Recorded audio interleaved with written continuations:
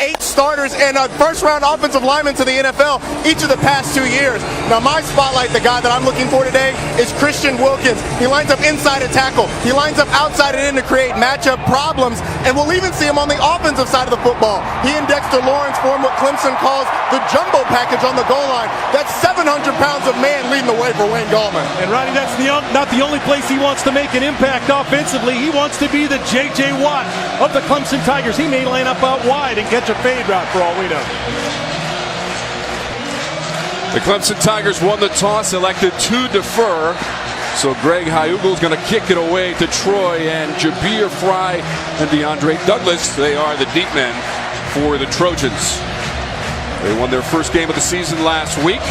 Clemson did the same, going on the road and winning at Auburn 19-13. Into the end zone, and that's where it'll stay.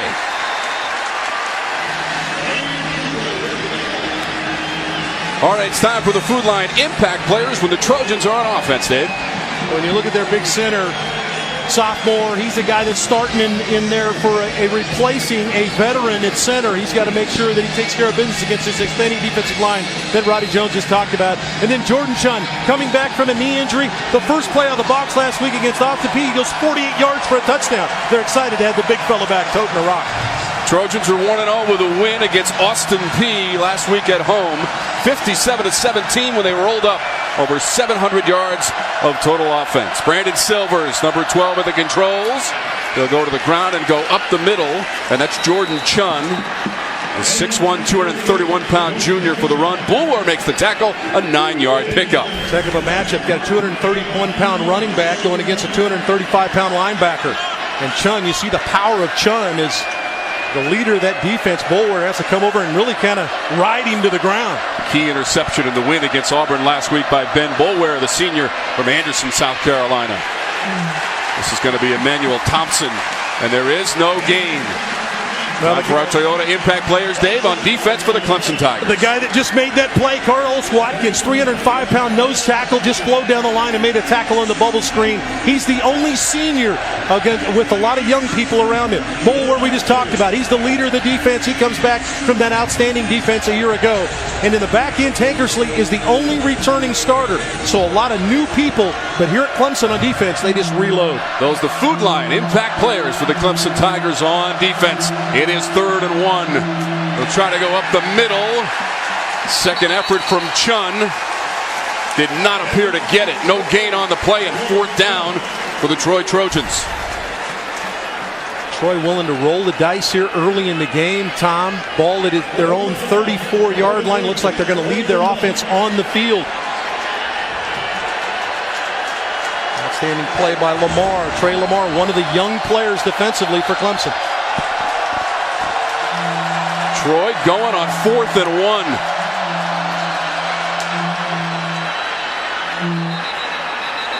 Flag came out. Got the freshman to jump, Dexter Lawrence.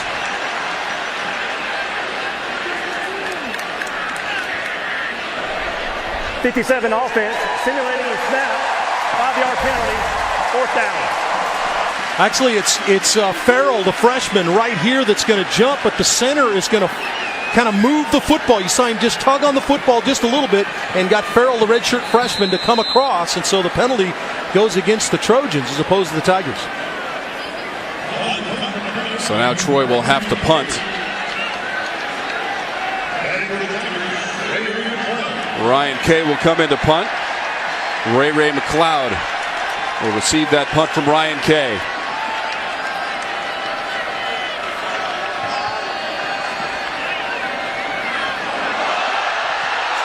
Kay just did get it away. McLeod's going to let it bounce. It's going to roll close to the 10 and be down near the 11 on a 55-yard punt after the pressure. Kay was able to get it away. ACC football is brought to you in HD by your local Tire Pros dealer. Win a VIP trip for 2 to the ACC Championship game at Continental Tires at TireProSweepstakes.com.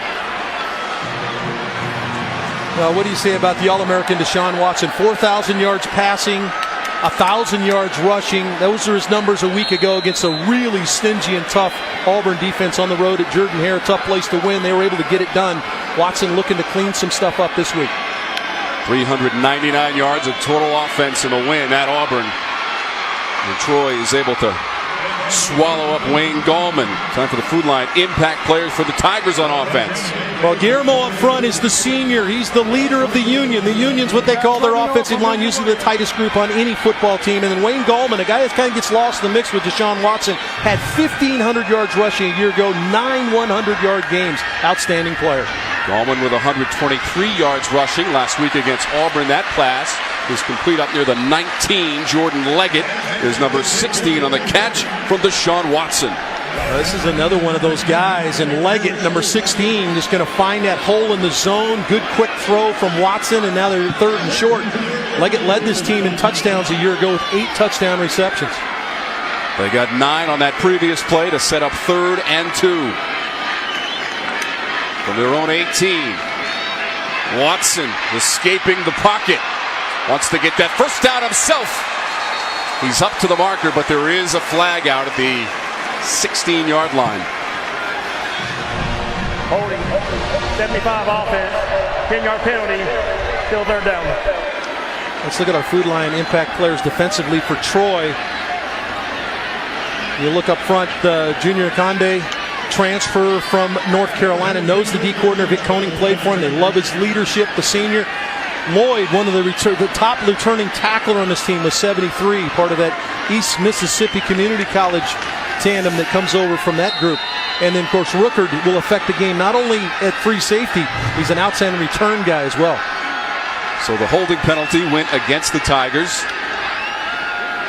Watson from near his own goal line wants to go deep, but it is too far for the intended receiver.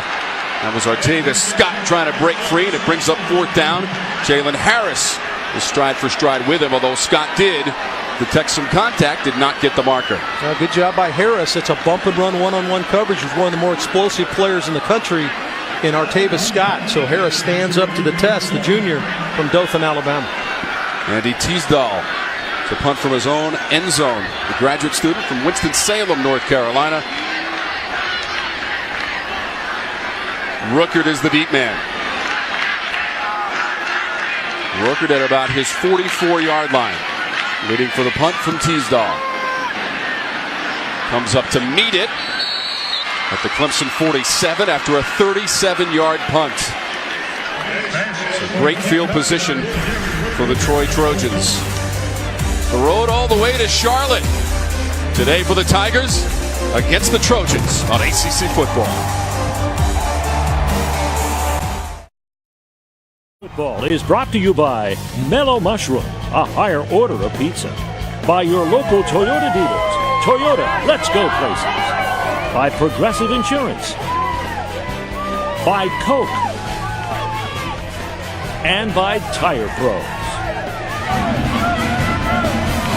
Coach Dabo Swinney and the Tigers entering Memorial Stadium and Frank Howard Field, the 75th year of this facility, the home opener. Dabo Swinney has never lost a home opener. As the head coach, he is 7-0 for the Clemson Tigers. 1st and 10 for Troy and Silvers. His pass complete.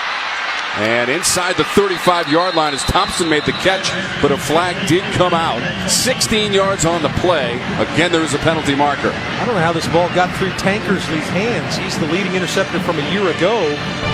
Holding defense, number 25. That penalty decline. Go through the play, 1st down. Now, Tankersley is the guy that they called for the hold, but boy, the ball went right through his hands. An excellent concentration by Thompson to squeeze it. When you look at Silvers, you talked about the accuracy, something that Coach Brown talked a lot about when we had a chance to visit with him before the game.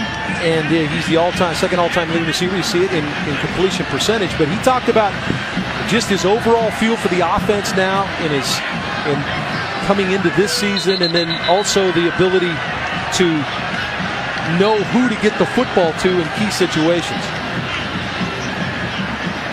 There was a whistle before the start of this play from the 31 of the Tigers. The referee is Danny Short today. Neil Brown is the head coach of the Troy Trojans, going up against Dabo Swinney, who took his program all the way to the national championship game a season ago. Second year as the head coach for Neil Brown, who faced NC State, the only other ACC opponent he has coached against, to start last year, and lost to the Wolfpack.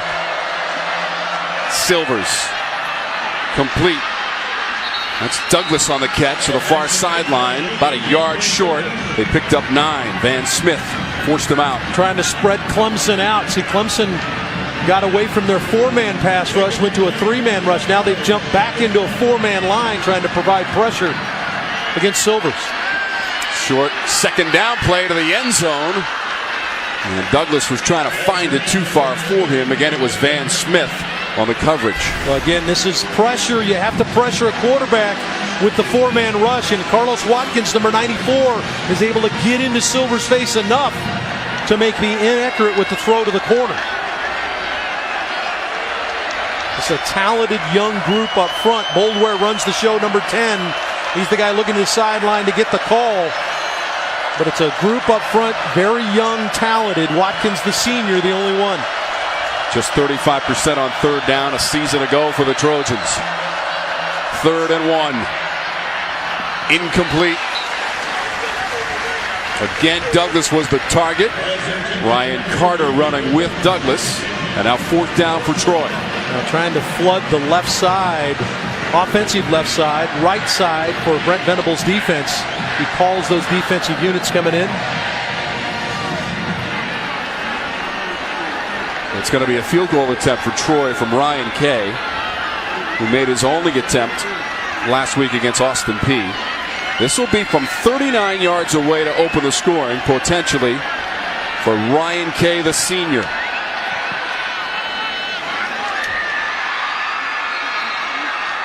And Kay puts Troy on the board.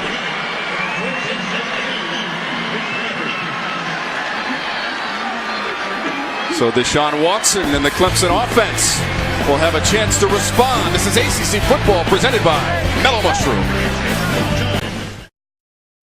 Said to us yesterday, they have to fit the Clemson DNA. We're looking to do it the right way, both in the classroom and out. You don't have to look any further than Deshaun Watson to talk about what they are in the classroom. Deshaun just 5 hours away from getting his degree before his fall of his junior year. It's amazing what they do off the field as well. And that kickoff by Bratcher's going out of bounds. So let's check out our Carolina Ford keys to the game with Dave Archer. Well, when you look at Troy, they need to get first downs. If you get first downs, Watson stays on the other sideline. He can't play, but it also allows you to get in your up-tempo offense and maybe wear down a Clemson defense that's a little bit young and a little bit hyped up. For Clemson, they want to clean up a number of things. And talking to the coaching staff yesterday, they just did not play a very clean game against Auburn. They were able to get out there with a win. It's a tough place to play, but all that being said, they didn't feel like they played near the type of football they're supposed to play. Deshaun Watson of the Tigers will put it in play from their own 35. And there goes Watson. Up the middle. Dancing outside. Up close to midfield for Deshaun Watson. First down and more at 13 yards. Now, and this is an impromptu play. Watson wants to throw the ball to the outside on play action. Now he's going to throw the ball outside. Nothing there. So he just hits it straight ahead. And you see the elusiveness. I talked about Watson in the opening. He could probably be the tailback for 80% of the teams in the country. It's time to hand that off to Gallman. Just a couple there for Gallman. Officially 3 yards on that run. For Wayne Gallman, ran for over 1,500 yards last season to set a school record in 13 touchdowns. And as Dave mentioned, 9 times he rushed for 100 yards or more for the Tigers. And Gallman now way up here. His versatility is what also lends this offense to be as diverse in their attack. Watson has to improvise. Just going to throw that one into the Clemson bench. Baron Poolday provided the pressure. Well, and give Troy a ton of credit now. They're trying to spread Troy out. You saw Gallman split out way out wide outside the numbers to the wide side. Troy's doing a good job of matching up. That time, Deshaun had no place to throw it. Had to scramble to try to buy some time. Ultimately threw it away. So far this season, just 35% on third down for the Tigers. Yeah, 47% last year in that team that went to the national title game. 45-40 against Alabama in that championship game. Watson stands and delivers down to the 31, and it's a sliding Mike Williams. Well, and a guy that Deshaun is so excited to have back. He was hurt a year ago in the opening game here, just got 2 passes for a touchdown, and he was out for the rest of the year with a neck injury. You can see that they have pretty good timing. 18 yards on that play. They sling it to the sideline. Go down inside the 30. Ray McLeod on the catch. Ray McLeod is one of those guys, when you talk to this staff here at Clemson, they feel like he might be one of the fastest, if not the fastest guy. Certainly in short areas, maybe the quickest guy that Clemson has. Watson, complete. Scott to the 15 and finally dragged down. It's going to be another first down for the Tigers. Artavis Scott and 13 yards. Well, you don't want Clemson to throw the ball over the top of you, so you play off, and now they throw the quick screen to the outside to Artavis Scott, and Artavis Scott is a punt returner by trade, and he looked like one there. Deshaun Watson throwing for 248 yards last week against Auburn. Handing off to Gallman this time, twisting his way to a 4-yard gain, close to the 10-yard line.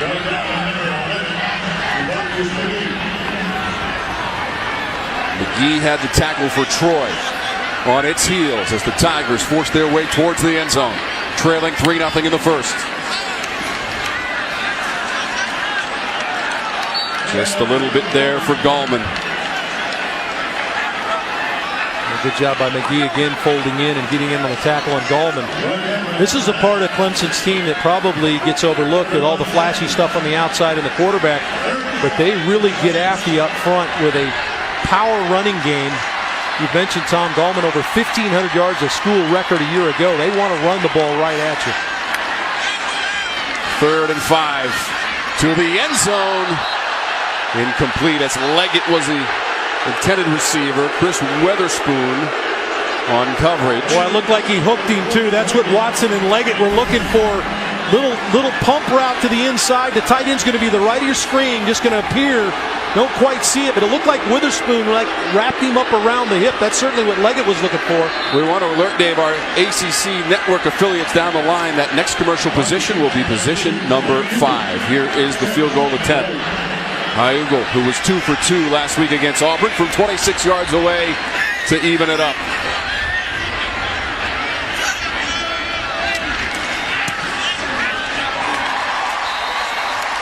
And he's got it.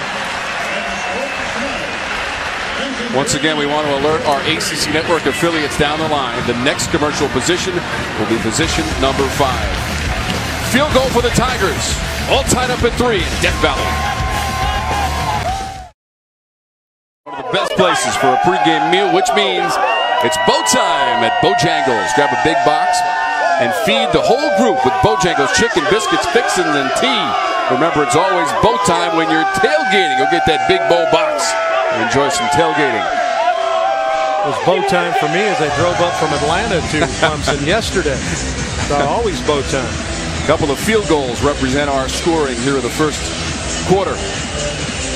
10 plays on the drive. Took just about 3 minutes. And culminated in that field goal by Hyugle from 26 yards away. He is now 3 for 3 on field goal attempts in the season. Fry and Douglas await this kickoff. It's going to be Fry. Watch it sail over his head. You know, when you talk about Clemson, we talk so much about the offense and Deshaun Watson. This has been a big-time defense the last couple of seasons under Brent Venables. And you look at the people they've lost, Tom. 6 seniors, 2 of those were NFL first-round draft picks, and then 15, they lose 6 underclassmen, 5 of those NFL draft picks. This has been an amazing program for pumping people in the National Football. You talk about B.J. Goodson, T.J. Green, Shaq Lawson, Jerron Kearse, Kevin Dodd, just off last year's defense. But they reload, and they've got a talented crew again this year. Lawson and Dodd from last year's team combining for almost 50 tackles for loss and almost 25 sacks. Chun. That's 4 yards for Jordan Chun. Well, this has almost become defensive line U when you talk about Clemson, and they play physical up front. They rotate as many as 9 players on their defensive front, and they are stout no matter who's in there.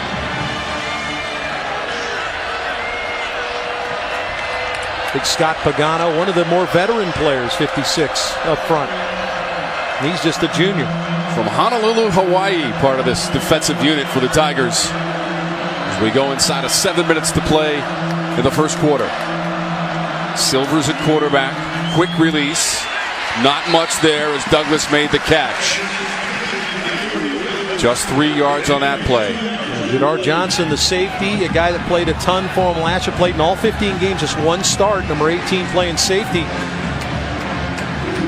Ron Curse and TJ Green playing in the National Football League, so the next man up, and it's Jadar Johnson. 20 TD passes a season ago for Silvers. He's just looking for a first down here, though, on 3rd and 4. That's Hiram Velez, number 7 in white.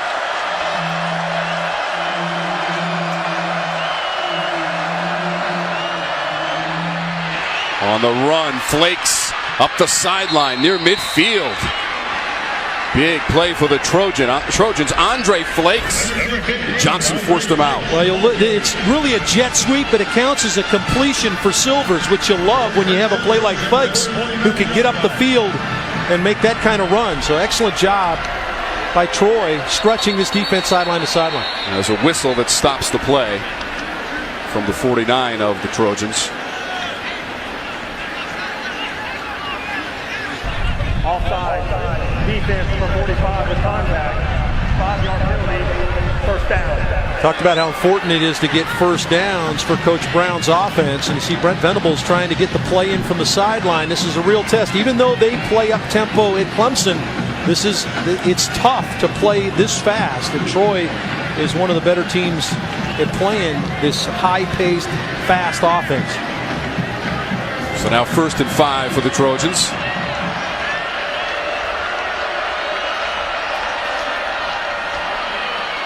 Chun. He might have enough for a first down near the 41-yard line of the Tigers. Got 3 seniors, a junior, and a sophomore up front in front of Silvers, and they're doing a nice job of creating some running lanes for this run game.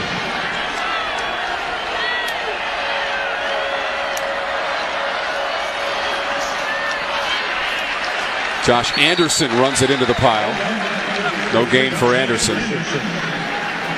Like another one of the rotations, Albert Hudgens comes in, the sophomore from Orangeburg, South Carolina, number 67. He's able to fold in from the defensive end spot to make the tackle. So, Dave, there's a little bit of confusion on the field. The down marker says 2nd down. The officials have said it's 3rd and 1. And the sticks have not moved. Well, they've run 2 plays since, like you said, since the sticks have moved, and they have now changed the down marker to 3rd down. 3rd and about the length of the football here. It's a very short one for the Trojans and head coach Neil Brown.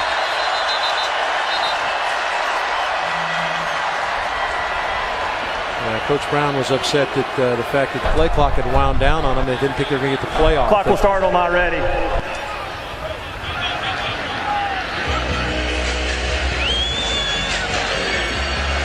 Second-year head coach Neil Brown.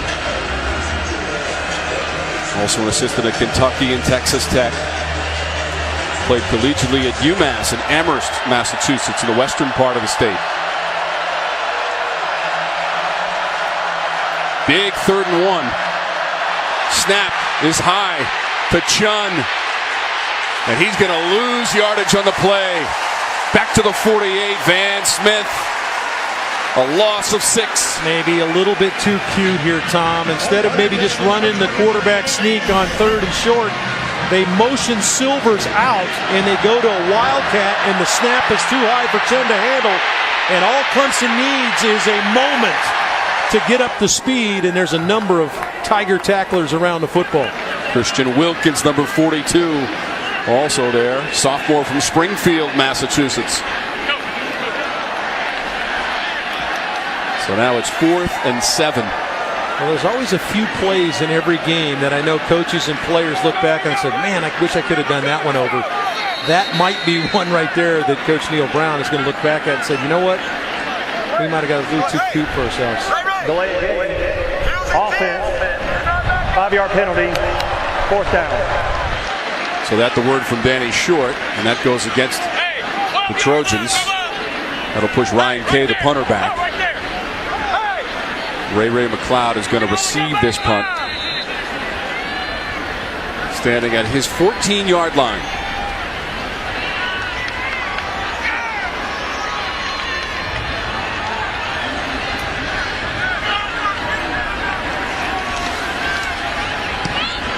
Low kick from Kay. Bouncing close to the 20 and now inside it. And right at the 18 on a 35-yard punt from Kay. No return. So we'll have the Tigers on offense when we come back. What a day. The home opener at Memorial Stadium. And we'll be back after a word from your local ACC station. You're watching ACC football, presented by Mellow Mushroom. Troy and Clemson, fantastic crowd for the home opener. Tigers have won 16 in a row at home. That is a school record and second best in all of the football bowl subdivision, only behind Florida State, which has won 21 in a row. Could be 22 as they take on Charleston Southern today. The numbers for Watson as they go on 1st and 10. It's going to be Choice. And he is dropped. Chris Weatherspoon in the backfield to blow it up, and a loss of 3. Adam Choice redshirted a year ago, but this is a kid that's got pretty good bloodlines. You remember Tashard Choice at Georgia Tech, and then on to the National Football Coach. Joe Burns is his uncle, but outstanding player that they feel like is a key backup to Dwayne Gallman. Watson back to his left. And again, he has to toss it out of bounds into that Troy bench area. And just like that, it's 3rd and 13. Well, Troy winning up front, Roddy, right now. But when you talk about Choice, tell me about what you think of him.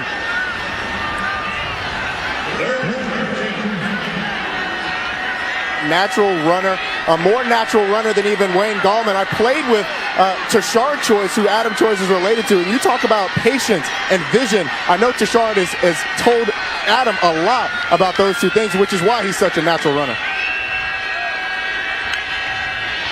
On 3rd down, Watson has the time. There's the pass and the catch up near the 45. It is incomplete. Incomplete. Right near the 45. Kane ran under it, had it for a moment. That bump and run coverage. This is a well-thrown ball by Deshaun Watson, right on the money, and that's one Kane's got to reel in. Just a catch you have to make. Just could not hang on.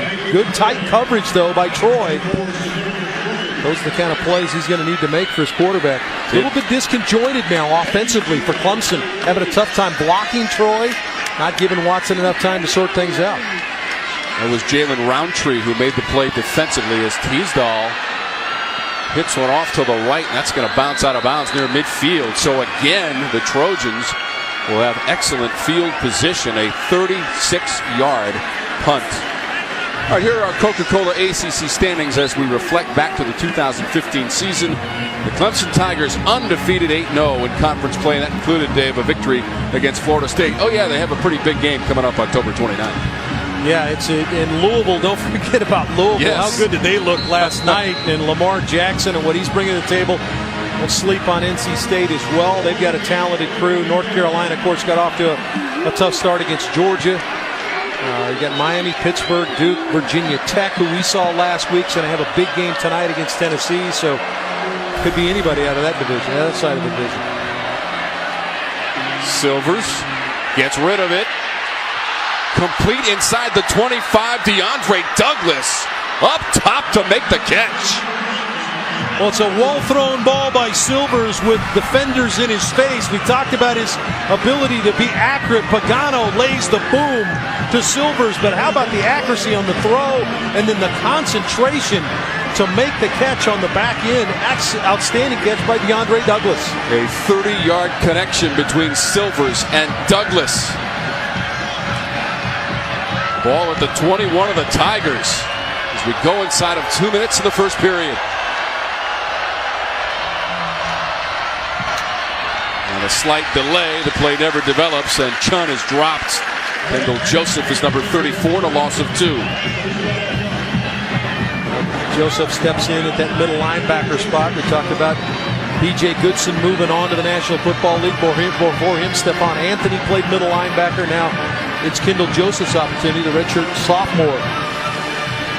Played 7 games a year ago, but mainly on special teams. He now steps in at linebacker.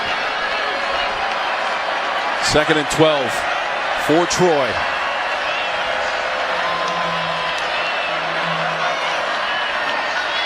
Silvers, incomplete. He's looking for a slashing Emmanuel Thompson. I think it's safe to say, Tom, that Troy has Clemson's attention. They may have already had their attention, but Coach Neil Brown's team came in here loose, ready to play. They warmed up really loose before the game. Looked like they were excited to be in the building, and they are giving Clemson all they want right now. Silvers had a couple of TD passes in the win against Austin Peay last week to open the season for Troy. Now 3rd and 12. This is where Silvers needs to be careful with the ball. Clemson will be trying to heat up the pass rush, and we're going to get a timeout. So the Trojans decide to take a timeout on this 3rd down play. Time to go around the ACC. It's presented by Mattress Firm. Busy day. And Pittsburgh out in front of Penn State the first time they've met in 16 years to renew that rivalry. East Carolina, NC State as well into the 2nd quarter, Dave. Well, cool to see Florida State out quick too, but good to see James Conner, the Terminator, back last week. And then coming up later on today, we'll be at Georgia Tech next week as they take on SEC's Vandy. How about the big game in Bristol, the battle in Bristol? Virginia Tech, Tennessee, and of course Virginia got to go all the way out to the West Coast to Eugene to take on the Ducks. Dave, how about 150,000 people, Bristol Motor Speedway? We saw Virginia Tech last week and Gerard Evans throw 4 touchdown passes in that opening week victory against Liberty at Lane Stadium for the Hokies. Yeah, he looked good, and so does Silvers so far today for Troy. We talked about his accuracy. Done a nice job so far taking care of the ball, and that'll be the big thing here. Clemson trying to come after him with 4-man pass rush potentially. He's got to take care of the ball. Silvers 6 of 9 for 76 yards here on 3rd down. This play's going nowhere. It's a pile of orange jerseys as Fry gets swarmed under. Dexter Lawrence, number 90, right there, and they lose 4. 6'5", 340 pounds is Lawrence. He's number 90 right here, playing the nose tackle position. Just blows up the play. They're trying to run a draw play. Permitti, the center, didn't take enough out of Lawrence. Lawrence with 10 tackles. How about that? A nose tackle with 10 tackles from Wake Forest, North Carolina. A 19-13 win on the road at Auburn. That's what Dabo Sweeney told us. Those tough games at the beginning of the season build championship teams. Right here, though, Troy has a chance to take the lead. 44-yard field goal attempt from Ryan Kay, who's already made one. It's a bad snap, and the Trojans can only cover at the 35. Boy, opportunities for Troy here early in the game. They had the blown snap on the 3rd and short play, and now a blown snap on a field goal attempt. Really wasting away opportunities against the number 2 team in the country. Caleb Barker, one of the backup quarterbacks, had no choice but to fall on that football, so no chance to send that 44-yarder on its way for Ryan Kay. The Tigers will take over. Would not be surprised right here to see a shot taken by Clemson. Usually after a turnover or something bad happening to the other team, you take a shot. Here's Williams at the top. Watson pursued and dropped at the 27. A sack for the Trojans. Statham made the sack, and the Tigers lost 8. Boy, that's exactly what they want to do. They were going double move, hitch and go on the outside for Watson. Watch the little pump fake. Little pump right there. He wanted to go deep, but Statham came clean immediately through the middle and put the Heisman Trophy candidate on the ground. And that will be the last play of the first quarter. Safe to say, a surprising score after the first 15 minutes. The 50th anniversary of Howard's Rock. But this one is all tied up at 3 in Clemson. Second quarter here in Death Valley, Clemson and Troy tied at 3. And when we caught up with Troy head coach Neil Brown earlier in the week, he told us that he has such a young team that he's not sure if they knew what they were walking into and how good this Clemson football team was. But he didn't know if that ignorance was good or bad. Well, it seems like early in this football game, it's been a good thing. And that says a lot coming from the 4th youngest head coach in FBS football. Scott on the edge, muscles his way up past the 35-yard line. You know, finishing up with what Roddy just was talking about, just 15 seniors on this team. It's the 14th fewest in the country. Culminate or couple that with, as he just mentioned, the 4th youngest head football coach. Absolutely. 3rd and 8. Watson flushed out of that pocket again. Look at the pursuit from the Trojans. 3 and 4 white jerseys bearing down on Watson, and a penalty marker has come out. Boy, this offensive line is having a really tough time handling Clemson's front four, or I'm sorry, Troy's front floor. This looks like a holding penalty potentially against Clemson. There are multiple fouls on the play. Illegal substitution on the defense. Holding on the offense. Those penalties are all set. Repeat the down. Wow, you don't really want to give Deshaun Watson another opportunity. Right here, maybe the hold right there on Nakande.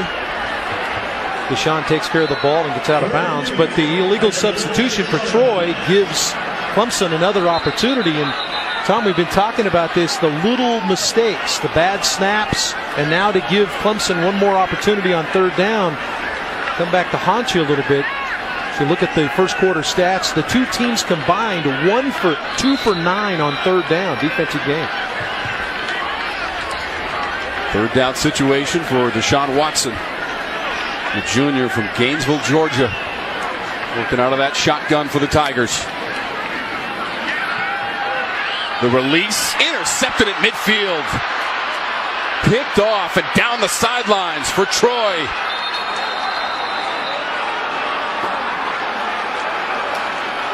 Jalen Roundtree is number 22, Dave. Yeah, and he just sits in zone.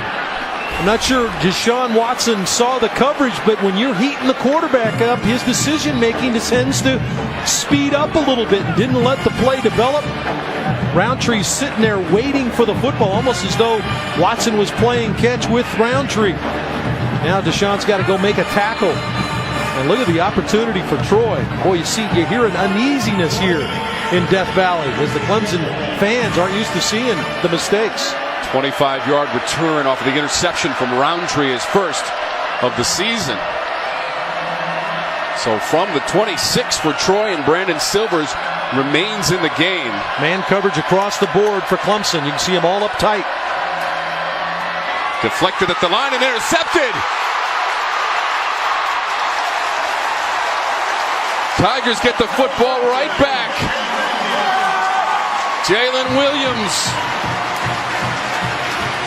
He's sitting in this perfect spot for the play, just a tip ball. He's going to try to take advantage of man coverage across the board, but Wilkins gets his hands in the air and bats the ball right into the arms of the waiting linebacker.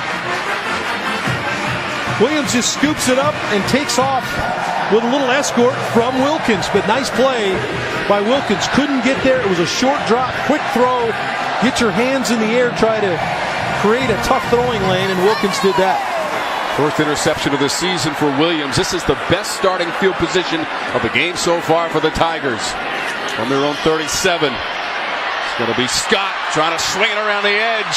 Dodges a couple of Trojans. The ball was on the turf, and he got it back as we go to our Charlotte studios and Katie with him.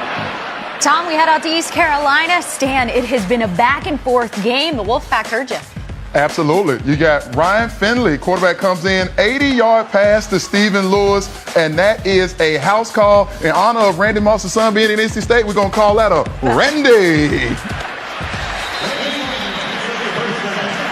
Northleaf's coaching from the studio now. How about that? Making calls, and obviously made the right call. Nice job, Stan. Looking forward to the halftime comments from Stan and Coach Tommy Bowden. Katie with him hosting in our Charlotte studios. After the run by Gallman, he gets it back on the pass.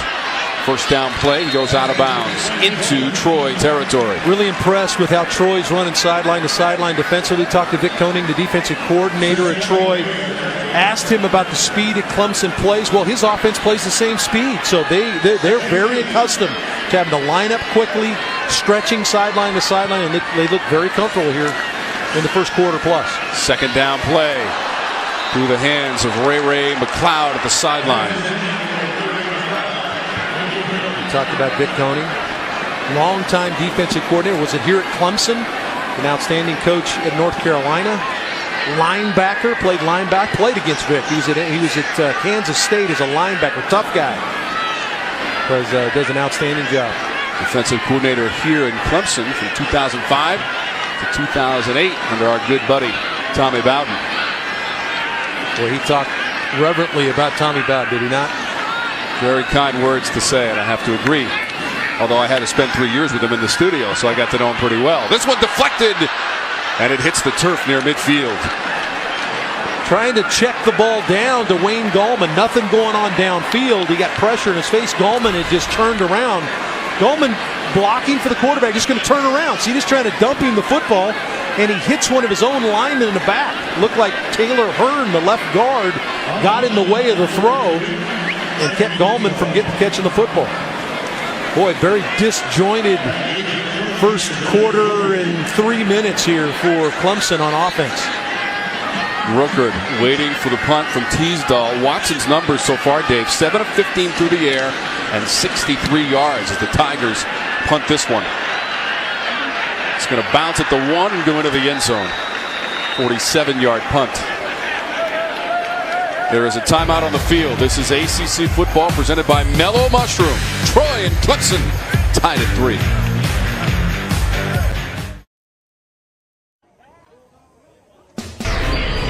ACC football is brought to you by New York Life, official corporate champion of the ACC. By Coyote Tractor. By Hardee's. And by your local Toyota dealers. Toyota, let's go places. Tiger fans so excited for this home opener. You know, the Tigers have been on the road a lot, Dave, when you go back to the end of last season. This is their third straight opponent from the state of Alabama. And Troy has had some good field position to start. Here they'll be at their own 20. And Caleb Barker, now the coaching staff told us they would go to the backup quarterbacks. Sure enough, here's Caleb Barker in the second quarter. Right up the middle. It appears to be first down yardage out beyond the 30-yard line, 12 yards on the run.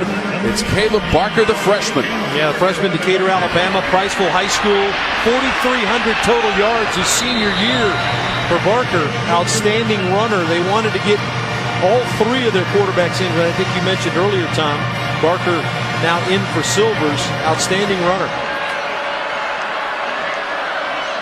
So Barker, who had a touchdown run of 50 yards in the opening game of the season. Now Sawyer Smith has come in at quarterback number 3 as he hands it off.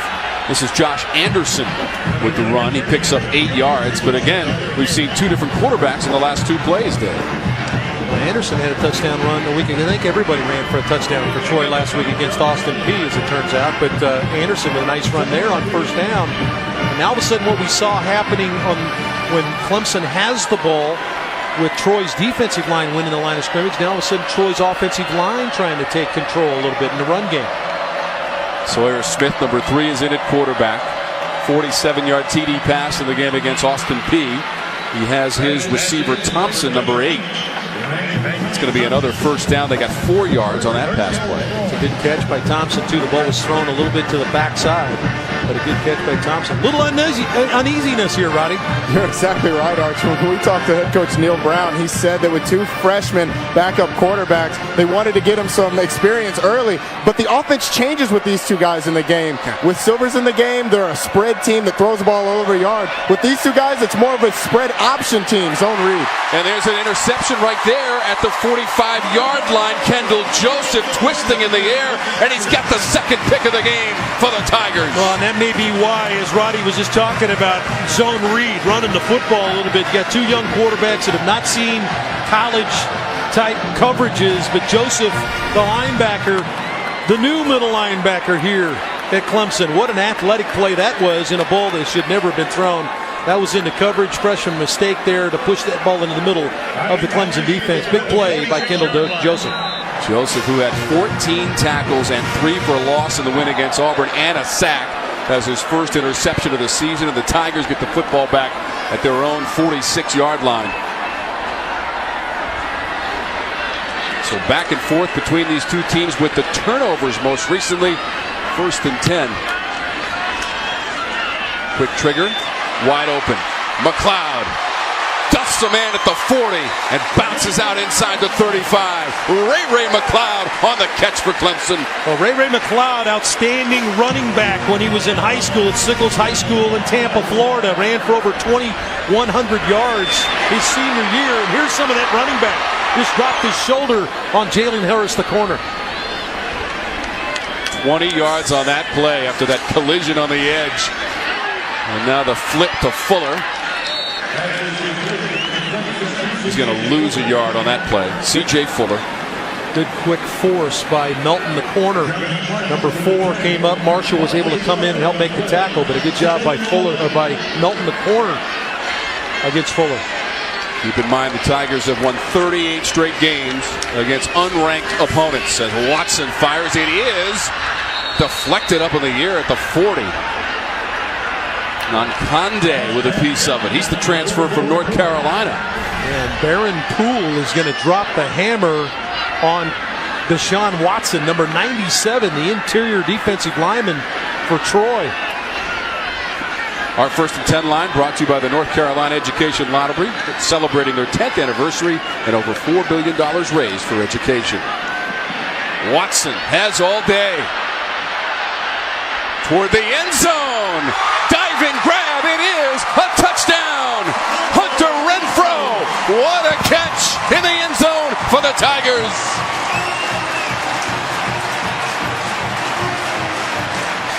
Boy, Renfrow a little late to get up. Hopefully he's okay, which it looks like he is. They're still looking at him down there. He's still down on the field. Look at Renfrow lay out here. Watch the right foot. Looks like it's obviously very close. I think I see green between the toe and the white line. What a play by Renfrow. His emergence as this security blanket for Deshaun Watson. Made the big catch a week ago against Auburn for the touchdown.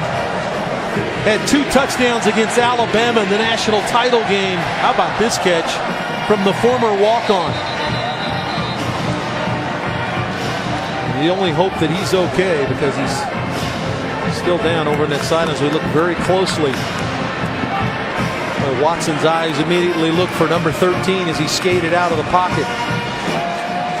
Renfrow made that key catch late in the game against Auburn. He is up and moving towards the Clemson sideline. Touchdown last week, a touchdown today for Hunter Renfrow. Play is being reviewed. I just didn't see anything on our replay there that would indicate that Renfrow is out of bounds. Certainly looks like there's some green between the toe and the sideline for Renfrow. Crowd reacting here as they see the replay on the big board here at Memorial Stadium. Our referee is Danny Short. Our replay official is Jack Kramer. The play under review, Hunter Renfrow. What a catch. Totally outstretched. How about the 2 playoff games for Hunter Renfrow a year ago? Oklahoma and Alabama had 11 catches for 147 yards and 3 touchdowns in the biggest moments for Clemson. And of course came up big last week, as you just mentioned, against Auburn. And it looks like maybe he is going to be the guy that maybe get this Clemson team started today. After further review, the play on the field stands as called. Touchdown. So it is a 35-yard pass play. Deshaun Watson to Hunter Renfrow. Dabo Sweeney told us he is a card-carrying member of Renfrow Nation, is what he said yesterday in our extended meetings in his office, and he just loves what that young man has been able to do in his Clemson career, just a sophomore from Myrtle Beach, South Carolina. Yeah, walked on in 2014, and if you see the extra point split, the uprights, was put on scholarship in August of 2015. Deshaun Watson and the Tigers have the TD 10-3 here at Memorial Stadium. Watching the ACC Network, an exclusive production of Raycom Sports, also streaming live on the ACC.com and on the official ACC mobile app. Today's coverage of ACC football being broadcast on AFN, the American Forces Network. We welcome the men and women of the U.S. Army, Air Force, Navy, Coast Guard, and Marines stationed around the globe in 175 countries and on the high seas. So proud to have you with us and hope you're enjoying the broadcast. 10-3 now. The Tigers have taken the lead. Hunter Renfrow, fourth straight game with a TD grab. Deshaun Watson has now gone 18 straight games with a touchdown pass. Fry and Douglas are deep. This is Fry, 5 yards deep, but he's staying there. Let's go to the studio and update on Pittsburgh and Penn State. That's right, Tom. We head out to Heinz Field. Pitt with an early lead, and coach, they continue to add more. Pitt's got goal line personnel. Penn State anticipating inside run. George Aston on the outside. Ball comes out after he crosses the goal line. Touchdown Pittsburgh. And they just added another one. So Pitt on top of Penn State 28-14. Tom, Dave? One of those teams, Katie and Coach, that they were talking about, maybe one of the dark horses in the ACC, certainly in the Coastal Division. Pat Narduzzi's team laying the wood right now to their cross-state rival. 97th meeting between Penn State and Pittsburgh. First since 2000 between those two programs. Anderson hits a roadblock. He'll lose yardage. Important for Troy to try to continue to run the ball, but an outstanding job. Lawrence, the freshman, playing that nose tackle spot at 340 pounds. Just a load to handle. Boy, are they excited about him as this defensive line just continues to reload. We talked about the missed opportunities for Troy. Tom lost the ball on downs, throwing the ball, a couple interceptions, got a bad snap on the field goal.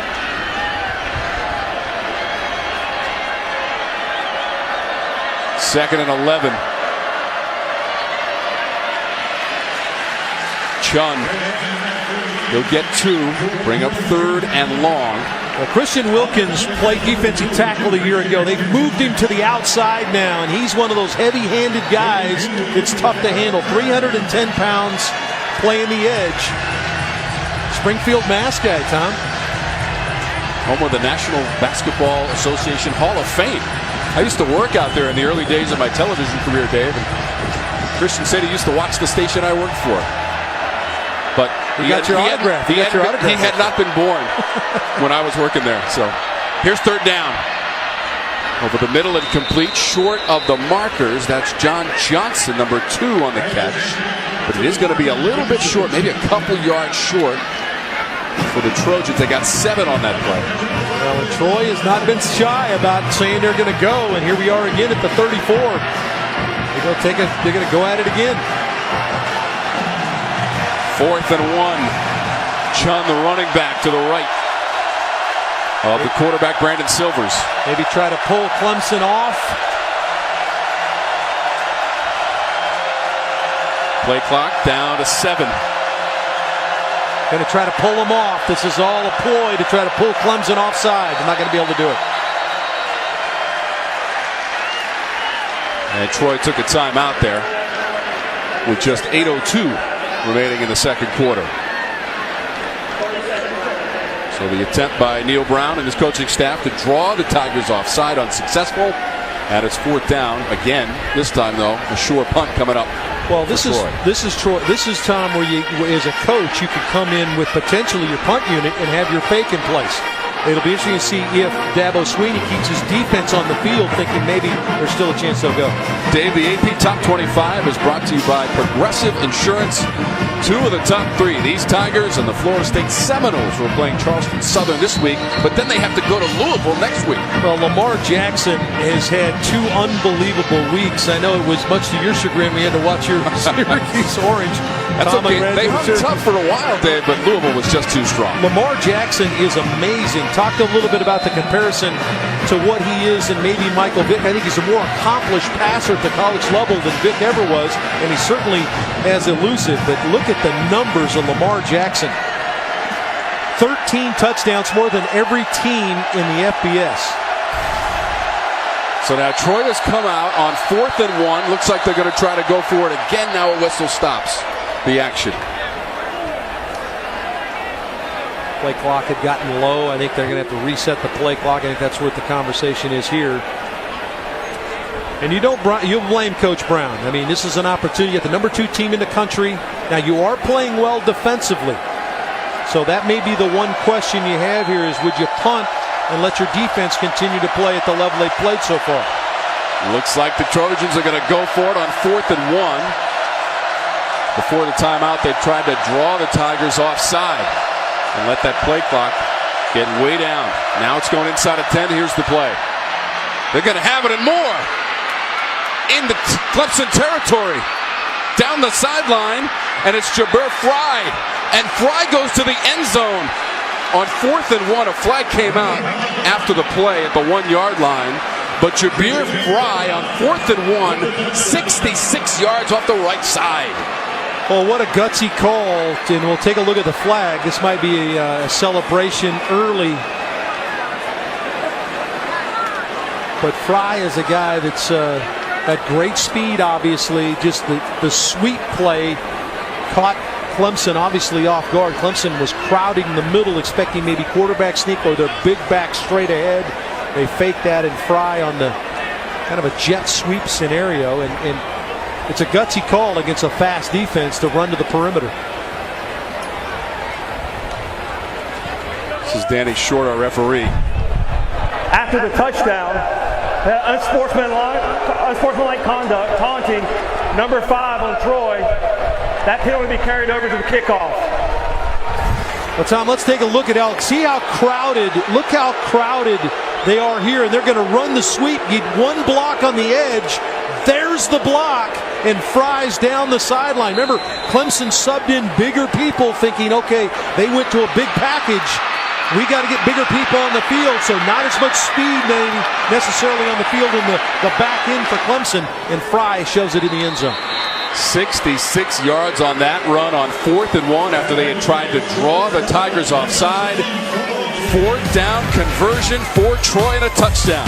And we'll be back after a word from your local ACC station.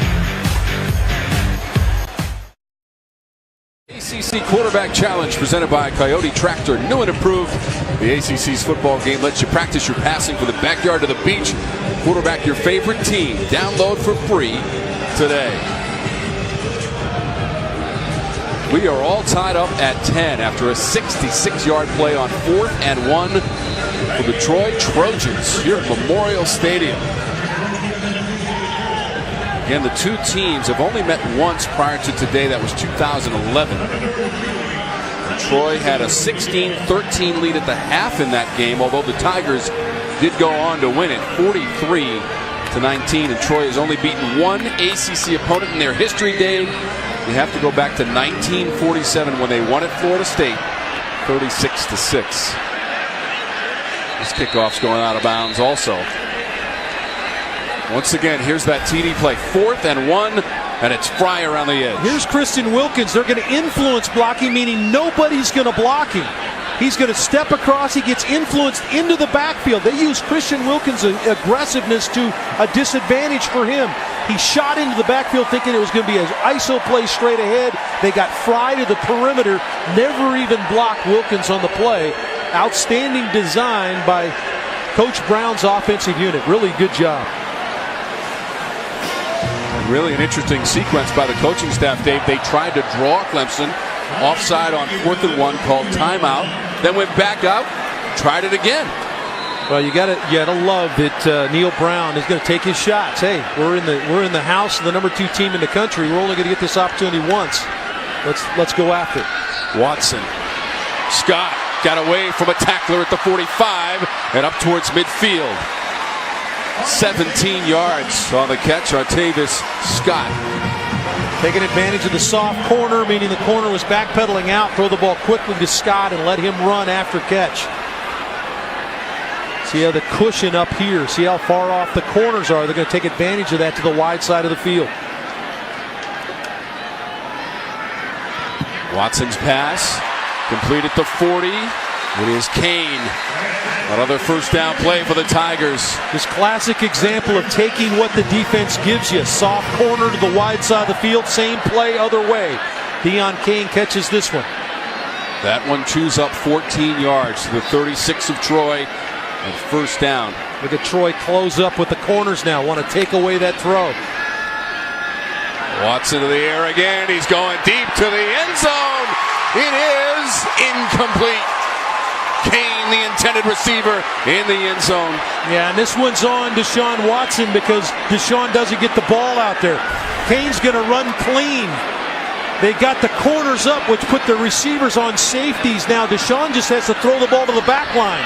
He underthrows it. Kane tries to elevate, but a good job by the Troy defender. Was that Witherspoon that elevated, knocked that ball out?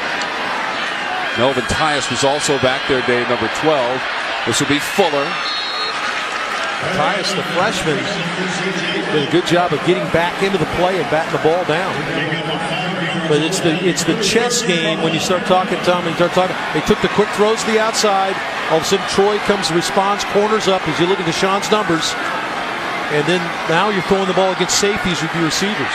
Just underthrown there.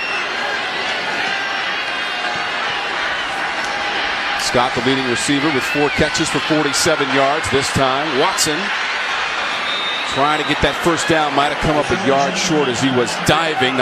Conde took him down. Yeah, it's a design run for Deshaun Watson. I think this is something they didn't want to do today. They didn't want Deshaun running the football very much, but Troy's played so well that they're going to have to pull out all the stops. So now a 4th and 1 situation for the Tigers. And this is usually Deshaun Watson on the power play in the run game. Watson makes the cut, trying to battle for that marker. He didn't get there. He did not. No gain on the play, and the Trojans hold on 4th and 1. Justin Lucas, number 30 in there. Also number 90, Trevon Sanders. Troy simply winning up front. Clemson having a tough time blocking Troy, and that's really on Deshaun because they were expecting to go outside. You saw the personal protector for Deshaun Watson was outside, and Deshaun decided to cut it back to the inside, and there were a lot of Trojans waiting on him. Neil Brown's team is engaged on the road here. They are tied with the number 2 team in the country inside of 6 minutes to go in the second quarter on ACC football, presented by Mellow Mushroom. That pass behind the receiver, but a great catch by Douglas on the pass from Silvers. That really was a good catch. Just to catch the ball in the shotgun and shoot it into the slot area. And what a catch by Douglas on first down. Now, we talked about the key to the game for Troy were first downs. Their defense is playing at a high level. Offense needs to respond for Troy and try to pound out some first downs.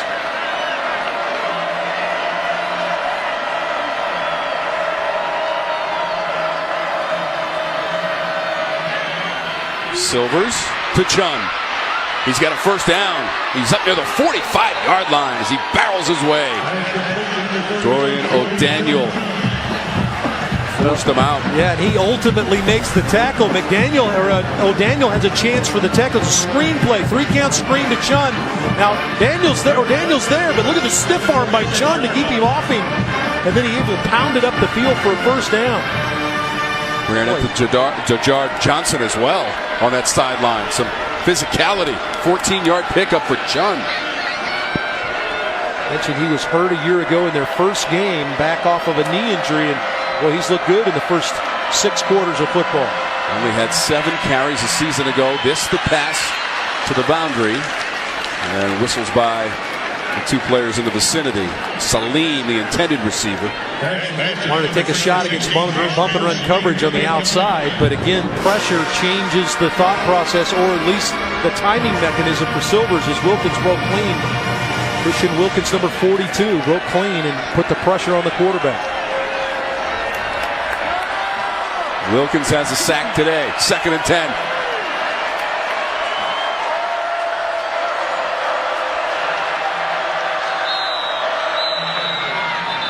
Whistle stops play. Penalty marker is out. False start. 67 on the offense. 5-yard penalty. 2nd down. It's a tough defense to get behind the chains, Tom. Now you're 2nd and 15. They're so fast defensively and athletic up front. If you can stay on schedule, you can find a way to move the chains. But Neil Brown's team now behind the chains, 2nd and 15 here. Now's when you generally see Brent Venables turn that front four loose to get after the passer.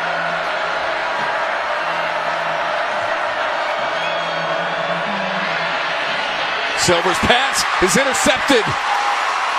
Dorian O'Daniel near the 40-yard line. Boy, again, pressure up front creates the problem. They wanted to shoot the ball into the right flat to the back, but it's Wilkins moving from inside to outside, is in the quarterback's face, rushes the decision making, and O'Daniel is camped on the back. See the ball thrown to the back just a little bit wide, and O'Daniel's there to make the play. So 3 interceptions in the first half for the Clemson defense. Kendall Joseph and Jalen Williams also have interceptions. Talked about it early, Tom. Roddy went in depth about this defense and what they can do from a pressure standpoint that changes how you play as a quarterback, and they certainly have affected the Troy quarterbacks today. This has been a sputtering offense, and give Troy all the credit. You know, obviously you talk about Deshaun Watson and all the weapons they have, but Troy deserves a lot of the credit of why Clemson's struggling a little bit offensively. More often than not, offensive coordinators on a turnover or a sudden change situation like to take shots down the field. But we have not seen the ball go Mike Williams' way much. I think he has 1 reception on the day. He'll line up at the top of your screen as we get back to action here. Best starting field position of the game for the Tigers. Adam Choice is in there as the running back.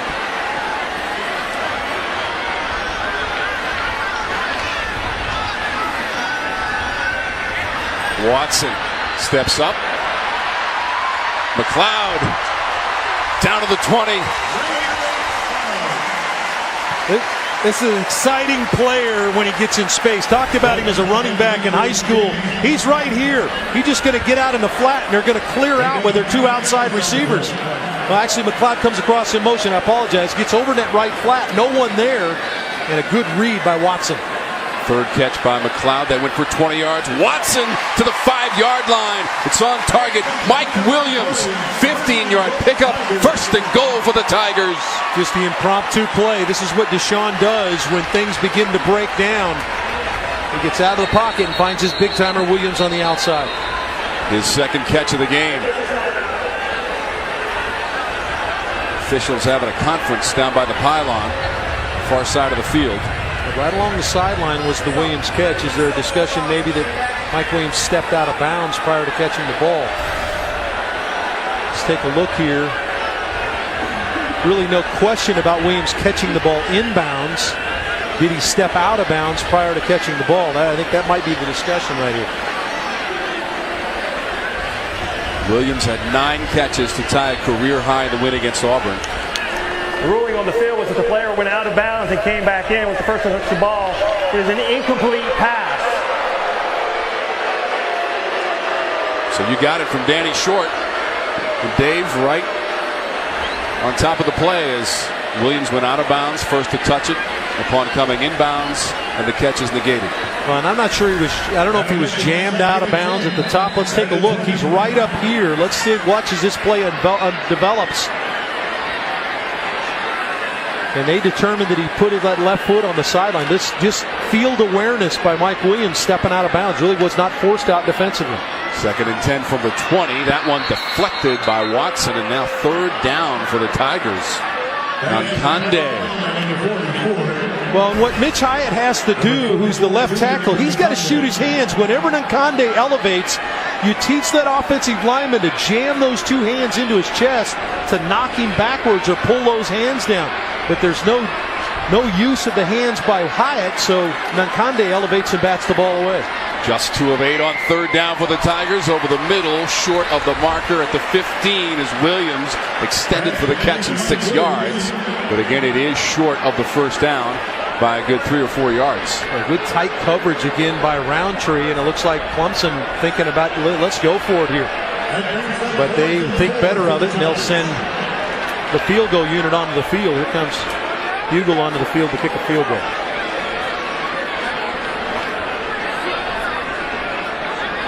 Fans checking out their phones and the action across the country right here. It's an exciting one, very close, but a chance right now for the Tigers on a 32-yard field goal attempt by Haugel.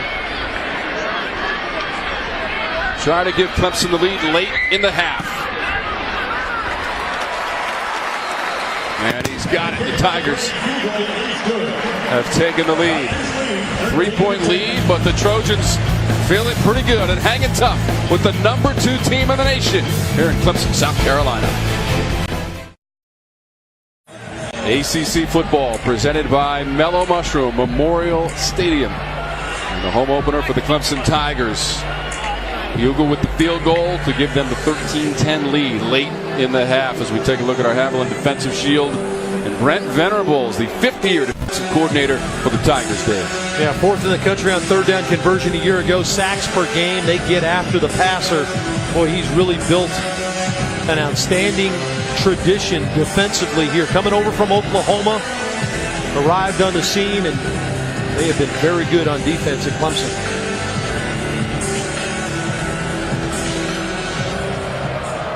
Fry and Douglas await the kickoff. This is Fry, 3 yards deep. Staying there. The Ram Power Play is brought to you by Ram Trucks, Guts, Glory, Ram.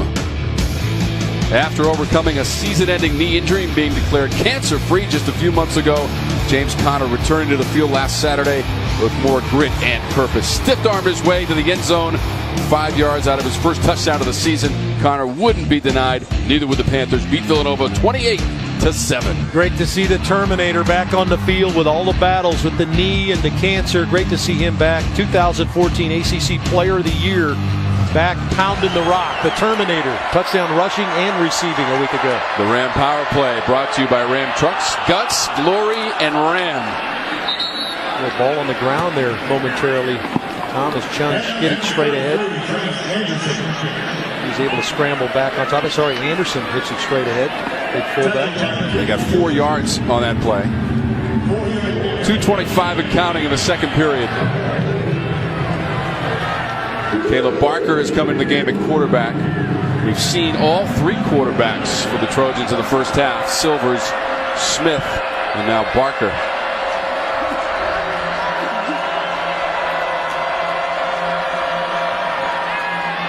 Barker wants to run. Met head on at the 30-yard line. Kendall Joseph after a 2-yard pickup. Timeout by the Tigers.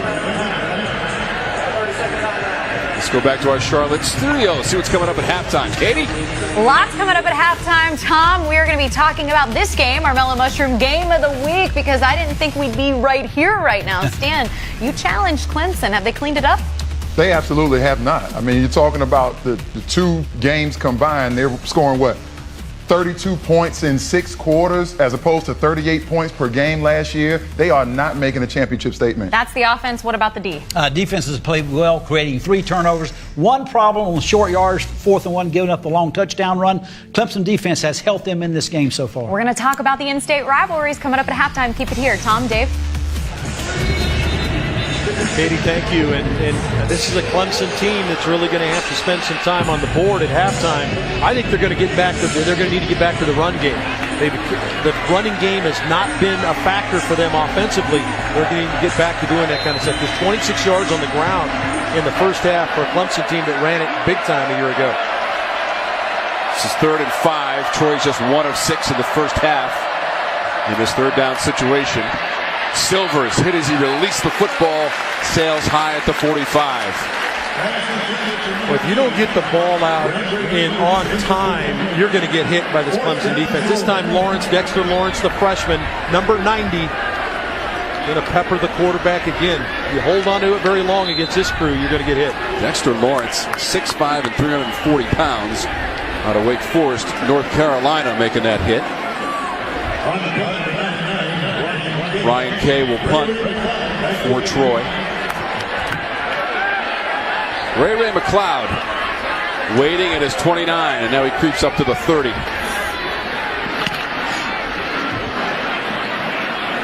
McLeod fields it. 40. Room for McLeod. Down the center of the field and into the end zone. The shoe came off, but McLeod and the ball ended up in the end zone.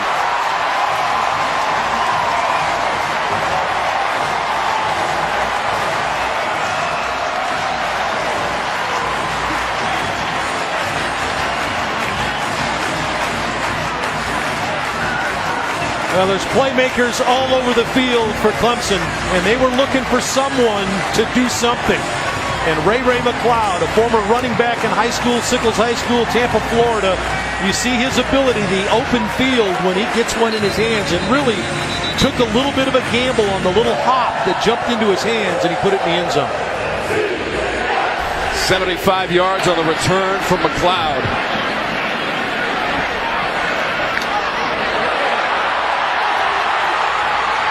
Well, look at McLeod. Just the great speed is what sticks out to you. He steps in the end zone. Now they're going to take a look now. McLeod let the ball go right at the goal line. And they're going to take a look. Did he cross the goal line before the ball came out? I'm not sure why guys are doing this. We've seen this a number of times. Carry the football to the back line with it. Going to be hard to tell from there. Here's the look they're going to take a look at. Does he still have it in his hands as he crosses the goal line?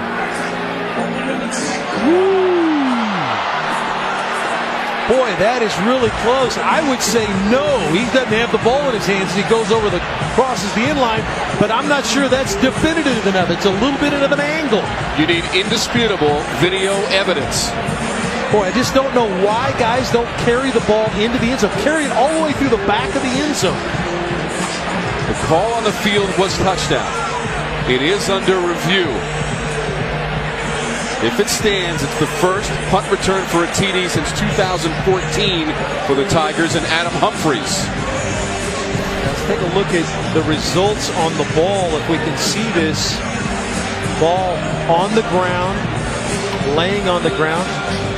Now there's the Troy right here. Seeing the Troy guy pick up the Troy coverage man picks up the football. So he actually ends up with the ball in his possession at the 1 foot line. But again, that angles it a little bit. That shot we give you is at a little bit of an angle. Is it definitive enough for them to be able to determine Ray McLeod let the ball go prior to crossing the goal line? Jack Kramer is a replay official. And there's folks in Greensboro as well taking a look at this play in the command center in Greensboro, employed by the ACC this year, where other officials are also monitoring play in the ACC, including our game here at Memorial Stadium. David, it should be a non-issue, though. Well, yeah, this happens all over the country at the college level. It happens a lot at the NFL level. I'm not sure what the flip is at the goal line, whether there's something going on there that everybody thinks it's cool or what. I don't know what it is. It's cool to have the ball in your hands when you cross the goal line is what's cool. And it's not definitive, but I think the ball's out prior to crossing the goal line. Again, the call on the field is touchdown, as McLeod took it in from 75 yards out of the punt return, but it is under review. Well, you make a great play. Ray McLeod just made a tremendous play First the scoop down here on like a second bounce to catch it, and then the great speed, just finish it the right way and get across the goal line. I'm sure that's what is in Dabo Sweeney's mind. He said there were a number of plays made by his team a week ago that had his head scratch his head. Wayne Gallman runs out of bounds with the clock running. Boulware has the penalty against the quarterback and hit out of bounds, an extended drive for Auburn. And here Ray McLeod, even though he's a young player, he's a sophomore, he's played a lot here at Clemson. It's in his first rodeo. Take care of the football as you cross. Dave, you're right. In that Auburn game, the Auburn Tigers had a couple of cracks at the end zone at the end of the game because of some of those plays made by the Tigers late in that one. Although Coach Sweeney told us any victory on the road in the SEC, especially at Auburn, he'll take that in a second. In fact, it was the first win at Auburn since 1950 for this Clemson program. Talk about how hard it is. If it's taking this long to determine that you can't flip it over. Now, if that's what's going on conversation-wise, now there may be trying to determine, okay, what's the rule? The ball's definitely out. What are we to do now? Because Troy recovered the ball at the 1 foot line. We saw that on our tape. That may be what they're trying to decide here as opposed to still looking at the play. Just to be clear, we did have officials on the field signal touchdown. That is the call on the field, and now it is under review. And again, you need indisputable video evidence. And Dave, we're 4 minutes in now. Taking too long. Taking too long. You can't take this long to figure this out. I like the fact that we've added in some help. You talked about the command center to try to get the play correct. But this is taking way too long. You can't do this. I know we're early in the season when it comes to this type of operation, but this cannot be the norm. If it stands, it's a 75-yard punt return by Ray McLeod. It would be the first punt return TD for the Tigers since 2014. The only reason that the discussion would take this long would be, the only reason that this would be taking this long is that there is going to be a change on the play. Danny Short has the headset on in communication with our replay official, Jack Kramer, and also the command center in Greensboro, North Carolina, ACC headquarters. And they're also monitoring the situation here in Clemson, South Carolina. A lot of discussion. Now we're at least 5 minutes in to this process. And I can guarantee you this, Dave Archer, from this point on, Clemson ball carriers will take that ball to the back line of the end zone and hand it to the official from this point. I would think this would be an example for everyone in the country that has a chance to carry the football into the end zone. Take it to the back line and set it down. Especially, you don't want to let the Troy Trojans hang around. They have proven to be a tough opponent so far on this Saturday. Here we go. After review, it was determined that the player fumbled the ball prior to reaching the goal line. The defense recovered the ball in the end zone. The ruling is touchback, first down Troy.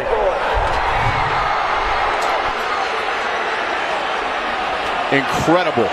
The call has been reversed.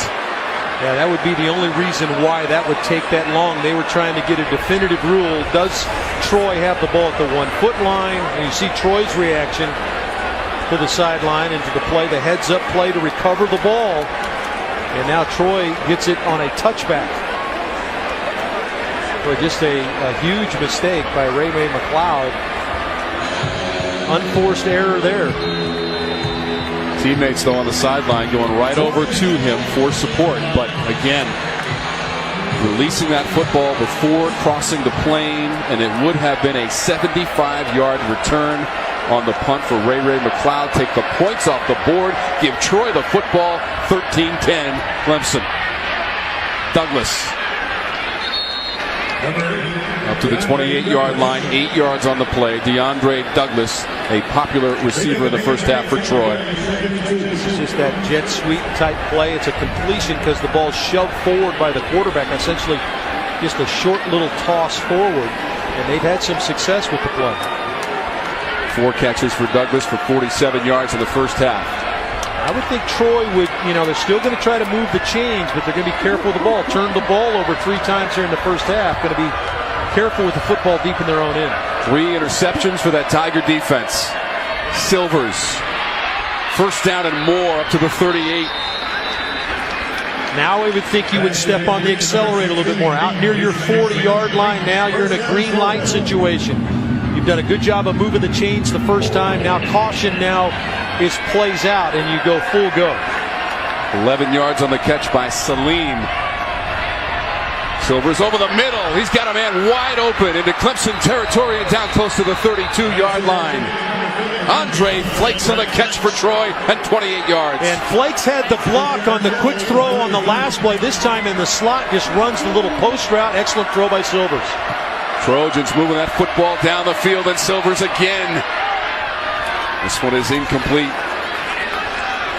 Marcus Edmond was on coverage of Ishmael Salim. Yeah, good coverage there. They tried to run a little switch play out there. 2011 is the only other meeting between the teams. A 3-point lead at halftime for Troy. The Tigers would dominate the second half ultimately. I talked to Neil Brown. Roddy and I talked to Neil Brown just before the kickoff, and he said, well, we'll try to give you a show. We're going to try to hang in there. I'd say his team's done that.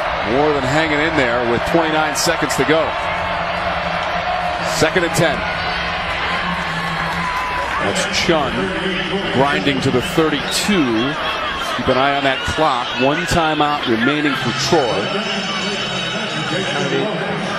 Wow, having a tough time misplacing the ball. Silver's anxious to get the ball in his hands. They're trying to set up a field goal here. Wow, that didn't work out the way Coach Brown wanted it to. I think they would have liked to have gotten about another 7 or 8 yards. So now, a long field goal here. So Troy has taken its last timeout with 8 seconds to go in the half, and a chance for Ryan Kay to tie this one up. Remember, Ryan Kay was not their kicker a year ago, just 1 for 2 a year ago. 1 for 1 a week ago. His long is 43 yards. This is going to be beyond that. His first field goal today in the first quarter was from 39 yards away. He had 2 attempts a year ago, 32 the long. He had 1 last week against Austin B, which was his career long, 43 yards. So this will be a potential career long for him. This could be from 48 yards away, Dave, and in fact, if he does make it, it will be a career long. 47 is the longest that Kay has hit from. So what a turn of events.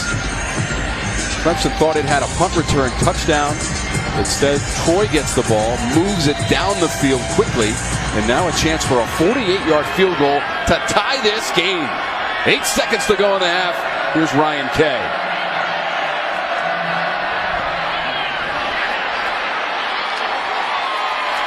It is no good for Kay. A bad snap on it was into the knee of the holder.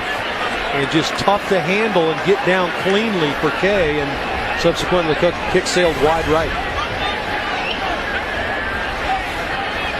Coach Brown, upper left, body English, not quite enough. Yeah, I think the snap being low and not placed cleanly affected Kay on the kick. So just 2 seconds to go in the half.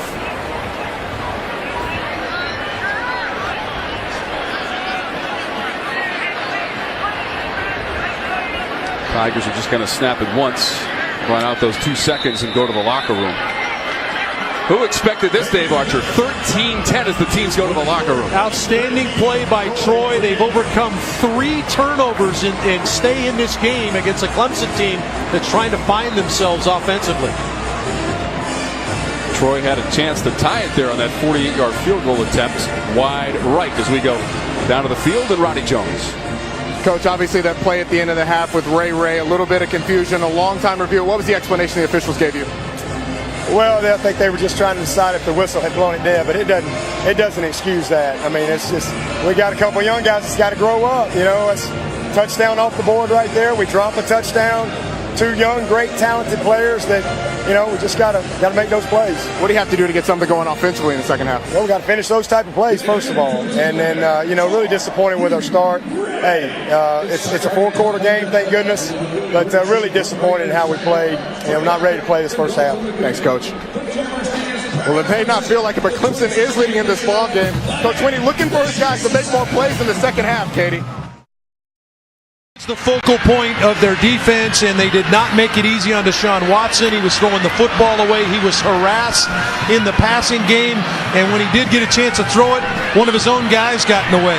But Troy found a way to make some plays defensively to really keep them off balance, but they did get the Hunter Renfrow unbelievable catch in the end zone, the one shining moment really offensively for Clemson. All right, Dave, let's send it down to the sidelines and Roddy Jones. Coach, you're going toe-to-toe with the number 2 team in the country. What was your message to the team at halftime? Well, we didn't take advantage of some opportunities, and it's just, hey, let's go out and compete. We got to play hard. We got to do a better job with our pad level in the second half. We didn't take advantage of those opportunities. We had 3 turnovers, 2 botched field goals. So I think our defense is playing really well. Offensively, we're controlling the clock, was what we need to do. We just got to make a few more plays. Coach, it seems like you guys have controlled the line of scrimmage, particularly in the interior on the defensive line. What's been the secret to that? I don't know if we've controlled it. We've done a pretty good job moving and slanting on the defensive front. Coach Vic Koenig, who was the defense coordinator here for a long time, is doing a really good job with mixing up our blitzes and our stunts. Thanks, Coach. Thank you. Well, 26 pass attempts in the first half for Deshaun Watson, 11 rushes. That is not really the recipe that Tony and Jeff want to call the games here for Clemson. They would like to get back to the run game. I think they will get back to the run game in the second half. All right, Dave, here's a look at our Toyota game summaries. Silvers and Watson side by side at the quarterback position for the most part for Troy in the first half. Well, look at the third down conversions. 3 for 16. Just not very good. And both teams have turned the football over. Clemson's points have come off of those turnovers. So neither offense has played very cleanly. Hunter Renfrow with the TD grab for Clemson. For summaries of other ACC games, go to the Toyota Game Center on the ACC.com. Well, Deshaun Watson, much is expected, and obviously he is the all-everything quarterback in the country, but he has to have some help, and they've got to find a way to get people blocked up front. You look at their first half possessions, not really anything there to hang your hat on. Got the one interception that turned into a touchdown throw to Hunter Renfrow, but other than that, not much going for Watson in the offense. The ACC football is brought to you in HD by your local Tire Pros dealer. Win a VIP trip for 2 to the ACC Championship game and Continental Tires at the TirePros-Sweepstakes.com. That ACC Championship game December 3rd in Charlotte, North Carolina for the 7th straight year. These Tigers are the defending champs. In that game, they beat North Carolina. In that ACC Championship, they will get the ball to start the second half.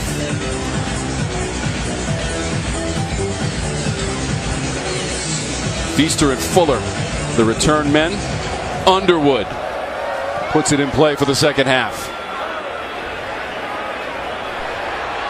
Feaster to the 20, falls forward out to the 22 or 3, and that return from Feaster for 22 yards. Well, Tom, here's the play that really shook everybody up here at Memorial Stadium. Ray McLeod goes 75 yards for what looked like a touchdown on a punt return, but he let the ball go before crossing the line. Troy comes back, recovers the kick, ultimately decided after a lot of consternation that he did in fact not carry it across the goal line. It was a touchback.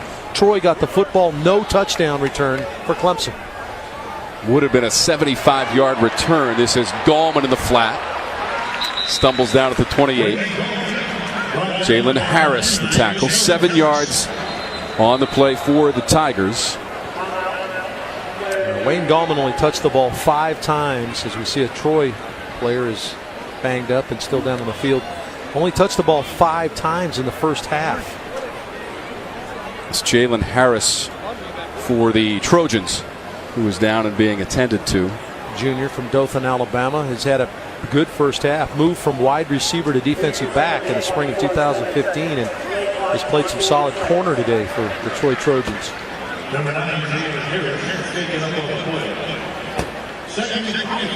12th career start today for Troy. He'll go to the sideline for further evaluation. 2nd and 3. Jalen Roundtree has come in that secondary for Troy, number 22. Watson to throw. Deep pass. Too far for his intended receiver. And that's Mike Williams. And Watson took a shot and a flag is out right near the contact. Foul. Roughing the passer. Number 7 defense. 15-yard penalty. Automatic first down. Rashad Dillard's going to come off the edge, number 7, and he's going to hit Watson right in the back, and that's a clean call. Dillard was their sacker a year ago, 7 sacks a year ago, so he's a guy that's used to being around the quarterback, just got there a little bit too late. Clemson doesn't need any help if you're Troy, and that's certainly not what Coach Brown wants, is helping Clemson get moving offensively. Watson was 14 of 26 with an interception, 175 yards and a TD pass to Renfro. Scott ganged up on at the 45-yard line, just one. Really impressed with the way Troy has played at the line of scrimmage, and I think that Clemson needs to get back to the running game, and another Troy defender has stayed on the ground. It is a hot day. You wonder if, although they did just come out from halftime, you wonder if maybe some of the cramping issues might start popping up for some of these players, and that certainly looks like what it is for Levy. Levy's the guy that actually made the initial penetration that forced Gallman wide on that running play, which allowed Troy to get there and hold it to a 1-yard gain. But Roddy, it's really hot down the field. You and I had a chance to walk around on the field. You got to figure that some of these guys are going to start feeling the effects. Arch, you're exactly right. It's about 94 degrees down here on the field with about 70% humidity, which makes it feel like it's over 100. So we are going to see some of these guys cramping as we get further and further into the second half. 2nd and 9 for Watson and the Tigers. Feels some pressure. Gets away. Midfield. Takes a stutter step right at the 40, maybe out of bounds at the 41 as Statham forced him out, but 14 yards on the scramble and run. Watson. Well, if you're designing a defense, you want coverage in the back end and you want your pressure to get to the quarterback. Everything Vic Koenig designed right there worked out, except you got to tackle the quarterback. They didn't get him on the ground. On 1st down, that pass incomplete to Renfro. It appeared to be a very catchable ball, although unable to put the clamps on it for Renfro. Safety closing. Renfro got his eyes off the ball, took for granted that he was going to squeeze that one, wanted to try to find the safety before he looked the ball in. Renfro had 1 catch in the first half. That was the 35-yard TD right at the front area of the end zone as he kept the foot in bounds. And the pass from Watson, and this one is incomplete. Appeared to be a little bit behind Deion Kane. Well, in Watson, you see Watson rolling his hands there as he's looking out there. You got to speed up your process a little bit.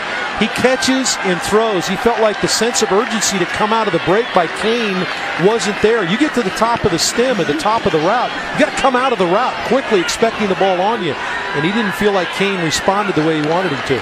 2 for 9 on 3rd down for the Tigers, trying to convert. Watson uncorks. Right near the 25-yard line, it is incomplete. Yeah, a little bit underthrown. This is what they call a sail route. You got a guy clearing, and then you've got, so you get just a bend to the outside. I'm sorry, it's just a corner route to the outside. He flattened the route off because the corner was outside technique there. He couldn't go to the deep angle, expecting the ball back to the sideline. The ball a little bit short in Watson's standards. Certainly a catch Artavis Scott has made many times in his career. Back deep for Troy. Darius Rooker. Teasdale has to punt. A sense of frustration level rising in the orange jersey that things aren't easier for him today. This is Rooker, wants a fair catch. Makes it successfully around the 9-yard line after the 32-yard punt. Let's take a look at what you, the fans, are saying on the Mellow Mushroom Tweets Up. Most interesting game on right now, Dave. Troy, Clemson. How could it not be? Troy challenging the number 2 team in the country. I think he's dead on there. All right, not superstitious. Going to change my T-shirt, walk around the perimeter of the house 3 times. Evidently, that I love it. That's our Mellow Mushroom Tweets. By the way, Mellow Mushroom wants to give each of these fans $100 in pizza. Congrats, and look out for a Twitter message to claim your pizza. Now, would you think that was a Troy fan or was that a Clemson fan that had tweeted that in? I think either way, they're looking for a little bit of a change one way or the other. Well, that's a big run by Chun as he busts out of there. 1st down yardage and much more. Well, Chun going to come right at you in your living room here. Gets a good block up front, runs through and past Ben Boulware. and the big fella at 230 pounds trying to punish secondary defenders as they come up to make the tackle. And that's what begins to happen if you get a big back like this guy rolling 230. Secondary guys aren't really interested in coming up and hitting that guy. 18 yards for Chun.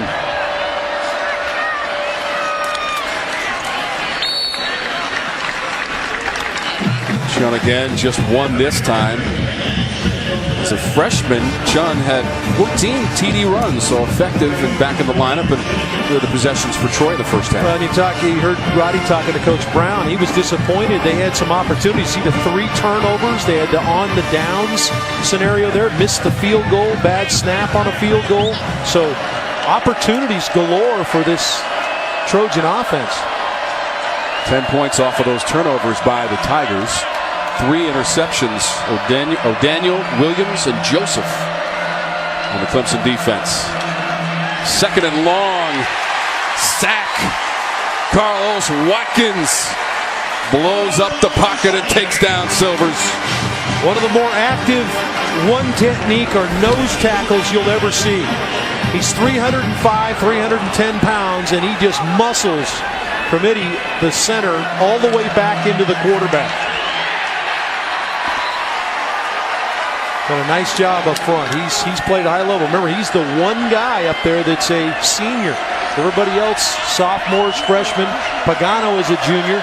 He plays sparingly, or plays some, rotates in. Watkins is the senior member up there. 1 of 8 on 3rd down for Troy. They lost 8 on that previous play. The sack by Watkins as Chun goes beyond the 25, but well short. Safety first that time by Coach Edenfield, the offensive coordinator. Coach Edenfield, the offensive coordinator for Troy. They're safe and sorry. Went with draw play on 3rd and long. The defense playing at a high level. Why not? Okay, to punt, it is Ray McLeod back out of the field. And standing at his own 34-yard line. Last time he fielded a punt, he took it to the goal line, but not in. Dropped the ball right before going to the goal line on purpose, and it was overturned. McLeod, 34. McLeod to the 50. Hit from behind, but into Troy territory on the return by Ray McLeod of 39 yards. Clemson scored just one time. It was Hunter Renfro, an outstanding catch on the sideline. They've got great field position. It's the Tigers when we come back.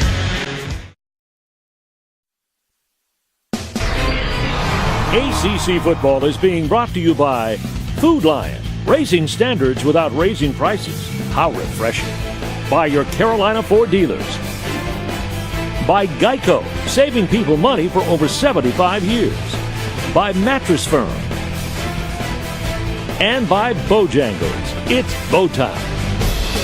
Multi-million-dollar renovations to Little John Coliseum, home of the basketball programs for the Clemson Tigers. We had a chance to go over and see the construction and the completion. They're putting some new paint on there, some new seats. Rob Reichley, our executive producer, with us. Roddy and Dave were with us, and we watched the men's basketball team practice. A lot of fun. They had a nice little run there in January, knocking off some ranked teams here in basketball. Watson on the throw, and that is incomplete at the 45. Scott was the intended receiver. Dave, you're right. Brad Brownell's team. They defeated Louisville, Duke, and Miami in succession, all ranked teams, but those games were played at Bon Secours Wellness Arena in Greenville, which is where they played last year while the renovations were going on, and they're ready to go for this coming season. Well, a lot of stirring here at Memorial Stadium among the fans and the inability to execute some of the simple stuff here with this Clemson offense. Watson had missed on his last 5 pass attempts, so he gives this one to Gallman. It's 2 yards for Gallman. We talk about the keys for the game for Clemson. We talked about just clean up the game from a week ago, and that has not happened. 2 for 10 on 3rd down, the 2 turnovers, and we've seen repeated mistakes. McLeod drops the football on a punt return. We've seen some passes drop that Watson's thrown. Watson's been a little bit off on a couple throws. Watson was getting pressured, and this one is picked off. It is Rookert stepping in front of the receiver, and he's up the near sideline. So Darius Ruckert has the interception for the Troy Trojans. Well, Deshaun's trying to push this ball up the field to the sideline, and again, heat on the quarterback. Edge pressure coming around the end. Dillard's going to hit the quarterback at the back end. It's a well-thrown ball in the area, but just a good job of breaking on the ball by Ruckert. He's got great speed. We talked about his punt return abilities. He's in that secondary, one of those starters back there, and just closed on the ball. They are playing with a ton of confidence now, wearing with that Troy helmet on. They're really playing at a high level. Turnovers are even now, and a couple of interceptions thrown by Deshaun Watson. Silvers is in there at quarterback for Troy. This is Chun with a couple of yards as we go to our studios in Charlotte, North Carolina. Party's update takes us out to East Carolina, and Ryan Finley getting the job done. I'm all over the Wolfpack today, but Ryan Finley, the transfer from Boise State, running that option like they did, followed Eli Drinkwitz, the offense coordinator. Same result that was in Boise. Touchdown.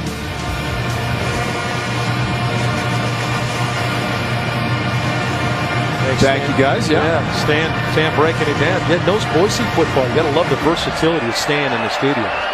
Scotty Montgomery, the Duke offensive coordinator from last year, is the head coach at East Carolina. That's Fry on the run.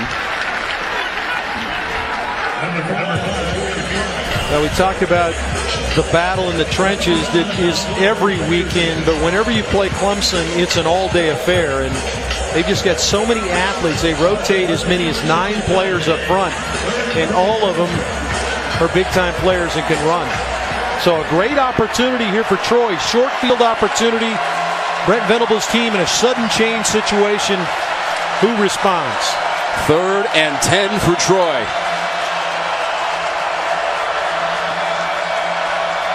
From the Tiger 38.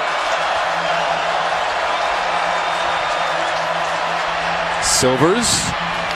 Incomplete.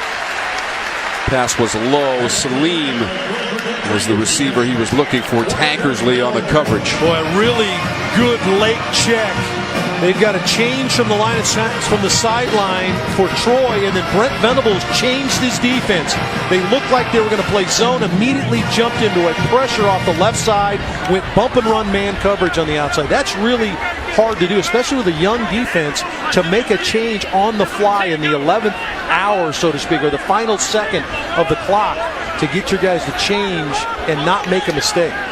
Brent Venables animated on that sideline as the 5th-year defensive coordinator for the Tigers, forcing a punt by Kay. Ray McLeod again comes out. He's standing at his 10, but now a flag has been thrown. Looks like the play clock. Delay of game on the offense. 5 yards, 4th down. Whenever you're pushed into a sudden change situation, which Clemson was, their defense backed up inside their own 40 after a turnover. How do you respond? And Coach Brown's team there, Troy's head football coach Neil Brown, you got to be disappointed. Got a great opportunity, but for Clemson, that's a big-time win defensively. Cloud, the deep man, just beyond his own 10-yard line to receive this punt. The low snap, and Kay able to send it on its way. And into the end zone. 43 yards on the punt. Well, when you're pushed into a situation, your back's against the wall, how do you respond? Brent Venables' team responded the way expected. They shut down Troy. 13-10, the ACC football presented by Mellow Mushroom, the number 2 team in the country. In a fight here at Memorial Stadium, the home opener with the Troy Trojans. Just the 2nd all-time meeting between the teams. Clemson beat them back in 2011 here at Memorial Stadium. Choice on the run as we go down to Rod. Tom, when we met with head coach Dabo Swinney yesterday, he talked about his message to the team is don't lose to Clemson. You have to be fanatical about the fundamentals, and that's why he's been so frustrated on the sideline. I've seen him walking up to the receivers, telling them, hey, I can't make plays for you. You got to do it yourself. It's those little things, the fundamentals, is what Clemson has not been able to execute on today. High expectations, stay consistent to your job, all the things they continue to preach every day here. They've struggled today with that. Once again, Watson has no receiver to find, but he is dragged down, and there are 2 penalty markers that come out. Well, he got a horse collar and a face mask, it looked like, on the play. That was a dangerous play for Deshaun Watson. Terrace Lewis dragged him down. Skinner referees Danny Short. Personal foul, horse collar, number 20 on the defense, 15-yard penalty, automatic first down. Lewis was number 3 on this team in tackles a year ago. Watson doesn't like what he sees, so he's going to try to create. There's the horse collar, and those are the ones they're trying to get out of the game because it's so exposes what's going on down the field. You see the defenders. Here you go, covered. That's why Watson pulled the ball down. Boy, you got to give Troy a ton of credit the way they're playing defense. Watson 1st and 10. That's more Troy defense as Ray McLeod was met rudely and will lose 1.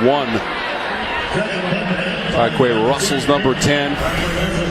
Well, Dillard, number 7, is rushing the passer. He makes Watson wait just a little bit to get the ball out, and then the ability to rally to the football for Troy, impressive. 2nd and 11. Watson has the time through the hands of his receiver at midfield, McLeod. And Cameron Melton was defending McLeod right behind him. Yeah, the problem for Clemson is they can't run the ball. They're really struggling running the football, which sets up everything. This is a team that likes to power run the football with Gallman and Watson as their featured ball carriers. Troy's taking that away from them, and now are dropping 7 off into coverage, and are making it tough to get anybody open. Just 46 total rushing yards in the game for the Tigers. They want to throw here. Going deep to a receiver. And it was Williams who had beaten 2 defenders, but the pass was just too far. Let's go to our studios, check in on Pitt and Penn State. Our Hardy Studio update takes us to Heinz Field, and Coach, it's Penn State's Saquon Barkley. All 28 of their points scored by Saquon. There they punch it in from the 1-yard line. Pitt still on top, though, 35-28. Guys, James Conner with over 100 rushing yards. Tom, Dave, back to you. Katie, thank you. Troy's going to get the football back. Deshaun Watson is connected on only 2 of his last 10 passes. Rookard is going to watch that one and go out of bounds. Well, this is an ongoing battle that Dabo Swinney's had with Teasdale, the punter. And they're having a discussion right now along the sideline as well. 27-yard punt by Teasdale. And we'll be back after a word from your local ACC station. Well, here's a look at our Haviland offensive back and rookie player of the week. And there he is, DeAndre Francois, freshman quarterback, Florida State. Tom, so impressive last week. Slow start against Ole Miss, down 28-6. He throws a touchdown pass right at the end of the half. That spurred him on to an amazing performance. You see the most yards by an FSU player in his collegiate debut. Go back and think how many really good players have played as freshmen at Florida State, and DeAndre Francois better than all those guys. What a great debut by the young quarterback. 3 TDs today so far against Charleston Southern. 49-6. Florida State leads in the 3rd, trying to win their 22nd straight at home. That's the best in the football bowl subdivision. That's a 5-yard play for Troy. Juergen with the tackle, and that was a huge play by Richard Juergen, the sophomore defensive end. Had he not made that tackle, Chun was off to the races. He was going to be running with a full head of steam with only a corner in front of him. Good play by the young defensive end there. Well, you kind of sense that Clemson's kind of hanging on by their fingernails right now. Nothing really going their way. Defense responds against Chun. They force him back, and he loses 2 on the 2nd down play. Shut the door. Ben Boulware, the big linebacker, is going to shut all of the gaps down, and then get a tackle for loss. So 4 Silvers into a conversion situation, and neither team has been very good in this situation. 1 for 10 on 3rd down.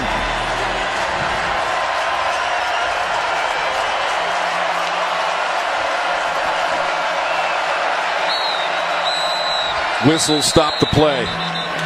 There's a flag out. False start. 54 on the offense. 5 yards. Third down. Kristen Crowder, another freshman, big freshman, 6'3", 323 pounds. Out of Carrollton High School in Carrollton, Georgia. Coach Brown said he wanted to play all his offensive line. That meant his backup O-line as well. Wanted to get them all in the game, and he's done that. And they've not stepped down one iota. They've played competitive all the way through. 8 penalties for 70 yards against Troy. It's now 3rd and 12. Anderson. Well, you can't understand why Coach Edenfield would maybe run the draw again. This is the second, 3rd and long situation this half. They've gone draw. You can't understand why. Their defense is playing at a high level. Now you begin to, as you close down onto the 4th quarter with just a little over 4 minutes left, you kind of start thinking about, hey, we can win this game if we don't do something to screw it up. Troy had a 4th and 1 play in the first half, and Fry went for 66 yards and a touchdown.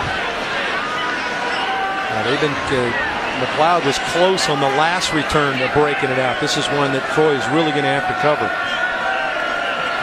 McLeod at its 21. Again, flags come out. Stop the play. Looks like that play clock has elapsed. On the offense, 5 yards, 4th down. You know, Tom, they've used both punt scenarios. They've used the conventional punt where it comes back and he kicks it. They've also used the rugby style. The rugby style has worked for them. The one where they punt it straight away, McLeod's got room to return. I would consider using rugby style. You may not get as much yardage out of it, but McLeod didn't get a chance to return it. If you are just joining us, it is 13-10 Clemson. It should be 20-10. Ray McLeod, who is going to get away from this one. Or is he? We'll watch it bounce down the sideline and continue to roll inside the 15. Now there's a flag out. The ball's at the 11. The ball was touched by a Troy coverage man, batted back into the field. Now the reason I said it should be 20-10, Ray McLeod returned a punt in the first half, 75 yards, but purposely dropped the football as he was crossing the goal line. So the return was nullified and the ball was awarded to Troy.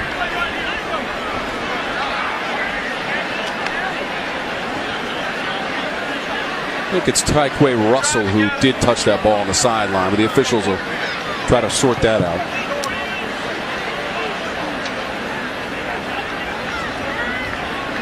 Looks like a penalty that's going to go against Clemson. Illegal batting. No, there he is. Okay. On the kicking team, 10-yard penalty, 1st down. On the kicking team, should go the other way. Should go against Troy. All right, Dave, get your tickets for the 2016 Dr. Pepper ACC Football Championship game. Available now is a 4-pack that includes 4 game tickets, 4 ACC football hats. For prime ticket and hospitality options, become a member of the ACC Football Queen City Club. A sellout last year for Clemson and North Carolina. Won by the Tigers in that title game in Charlotte on December 5th, 45-37. They went on to win the Orange Bowl against Oklahoma and come up just short against Alabama in the national championship game. I think that Coach Sweeney wants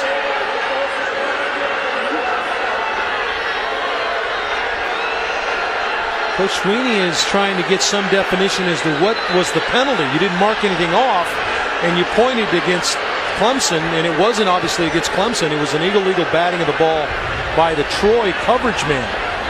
And Coach Sweeney wants some definition as to why you didn't penalize Troy. Well, as we wait for this clarification, keep in mind that Coach Sweeney is 46-6 in his career as the head coach here at Memorial Stadium and has never lost a home opener, 7-0. 76-27 in his career as the head coach for the Tigers. They're going to leave the ball right there at about the 22-yard line. Let's see if Clemson tries to get back to running the football. 7-man box for Troy. Let's see how they handle it. Watson still has it. Unable to turn the corner and spilled out of bounds. Well, Clemson's inability to run the football was apparent from the start. They have not been able to move Troy off the spot. Troy has rallied to the football at every opportunity and done an excellent job of limiting a Clemson offense that averaged about 240 yards a game a year ago, just 46 yards rushing on 17 carries. They've done an excellent job against the Clemson running attack. 2nd and 10. Watson. Miscommunication with Mike Williams, who never turned to see the release of that football. Well, when you get in a situation like this where you're the favored team and you've had success and things start going against you a little bit, you have a tendency to begin to press a little bit and try to make some things happen as opposed to just doing the simple stuff. They're not doing the simple things, running pass routes, catching the football, throwing to the right people, and more importantly, blocking Troy up front. Watson just 2 of his last 11 pass attempts. This is 3rd and 10 for the Tigers with a 4-receiver set. Watson. Incomplete at the 42. Thompson, the intended receiver. Witherspoon had the coverage. It's going to bring up 4th down. Yeah, this is really close as to whether Witherspoon gets there. Dillard again with pressure. Quarterback getting batted around. Let's see how quickly does Witherspoon get there before the ball. Boy, it's a bang-bang play. I can see why they may not have called that. Pretty good play by Witherspoon in the back end to close as the ball arrived. Crowd wanted a penalty marker. There was none coming. Teased all the punt. Sedarius Ruckert at his 38-yard line to receive. Ruckert backpedals to the 29 and up to about the 35-yard line. 48-yard punt. It's a 5-yard return. Back to our Charlotte studios. We update Pitt and Penn State. Our Hardee's update takes us back to that heated in-state rivalry. James Conner trying to get up the right side. Ball pops out. He fumbles. Penn State takes the ball all the way down, sets up this 38-yard field goal. 35-31. Pitt still on top, but Penn State closing the gap. Tom, Dave? Katie, thank you. That rivalry goes back to 1893, and it's great to see number 24 back in uniform, Dave. Well, it is. 2014, as you mentioned, Player of the Year. Good to see him back. Knee injury, the cancer, but, he'd be the first guy to tell you he can't fumble a football in that situation. Silver's pass is complete in the flat. Clemson closes on Douglas. Maybe a hard-fought 1 yard for Douglas on the catch. And you see why Coach Edenfield offensively for Troy on those 3rd and long situations hadn't forced the issue. They've run a couple of draws. Now they're looking to try to move the chains here a little bit against the stingy Clemson defense. Silvers works quickly, gets rid of it. Too far for his receiver. Again, Douglas, arm in arm with Van Smith, the sophomore from Charlotte, North Carolina, on the coverage for Clemson.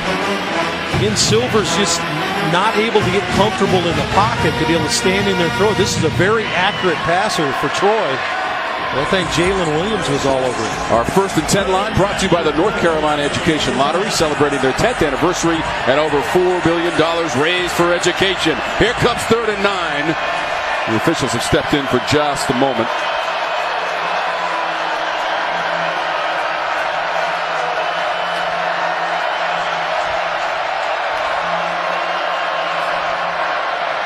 Silvers off with a big rush. It was batted down, and then Silvers hit it to make sure it was going to be incomplete. Looked like maybe Chris Register, number 45, was able to get his hands in the air and bat the ball away. Again, another one of those guys they rotate in on this defensive front. Clemson comes with pressure. They're trying to bring more than Troy can block. And if you can't get there, elevate, get your hands up high. Register 45 going to put the big paw in the air and bat it away. And another 3rd down situation that Troy was not able to convert. Let's take a look at Ben Boulware. Oh boy, he just got jacked up on the blitz. That's Chun or Anderson, one of the two, the running backs. Hit Boulware under the chin and maybe twisted his ankle or something, Tom? Dave, while they attend to Boulware, we'll go back to our Charlotte studios. There's more on Pittsburgh and Penn State. Our Hardee's update does take us back to Pittsburgh. James Conner once again, Stan. Katie, this is James Conner telling me and everybody else, I hear you on the Quadre Olison. This is the James Conner Show. A 12-yard touchdown reception. He's got 2 TDs, 1 rushing, 1 reception, 115 yards total on the day. 42-31, Pitt on top. James Conner had a receiving TD and a rushing TD last week in the win against Villanova also, as they still keep an eye on Boulware. Well, last time we went and talked to those guys in the studio. We were talking about Conner fumbling the ball. Now he's pounding one in the end zone. What's going on? 42-31. Pittsburgh has the lead. Those teams haven't played since 2000 when the Panthers won at Old Three Rivers Stadium, rather. Boulware, yeah, and this is the leader of the defense now. We talk about all the young players that are playing on the defensive front. Carlos Watkins, the one guy up there, but Boulware is kind of the glue that kind of keeps it all together. Has a little crazy side to him, which you got to have if you play linebacker. And you mean that in the best possible way, Dave. But, remember what he wore to the media day in Charlotte, North Carolina a few weeks before the start of the season.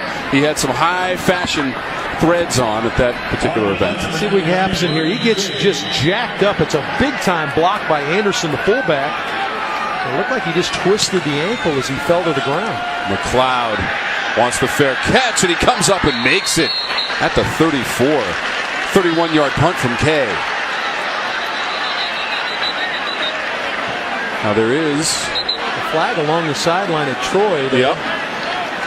Boy, what a nice job by Ray McLeod to come up and catch that ball. That is not easy to do right there. Dave, what's going on in that conversation right there? You got the young man McLeod and Dabo. Just encouraging him. He's talking about, hey, that's a good job. It's a great play right there. Get that idea of what you made, the mistake you made in the first half, get that out of his mind. Because he's going to have another opportunity in this game to return a kick that could be the difference. Now McLeod had returned a punt in the first half, 75 yards, but did drop the ball prior to going in the end zone on purpose, by the way. He was over on the bench, feeling very despondent about the situation. His teammates come over and provided a lot of support in the first half for Ray Ray. Continuous blocking while the player is going out of bounds. Now number 2 on the receiving team, 15-yard penalty, first down.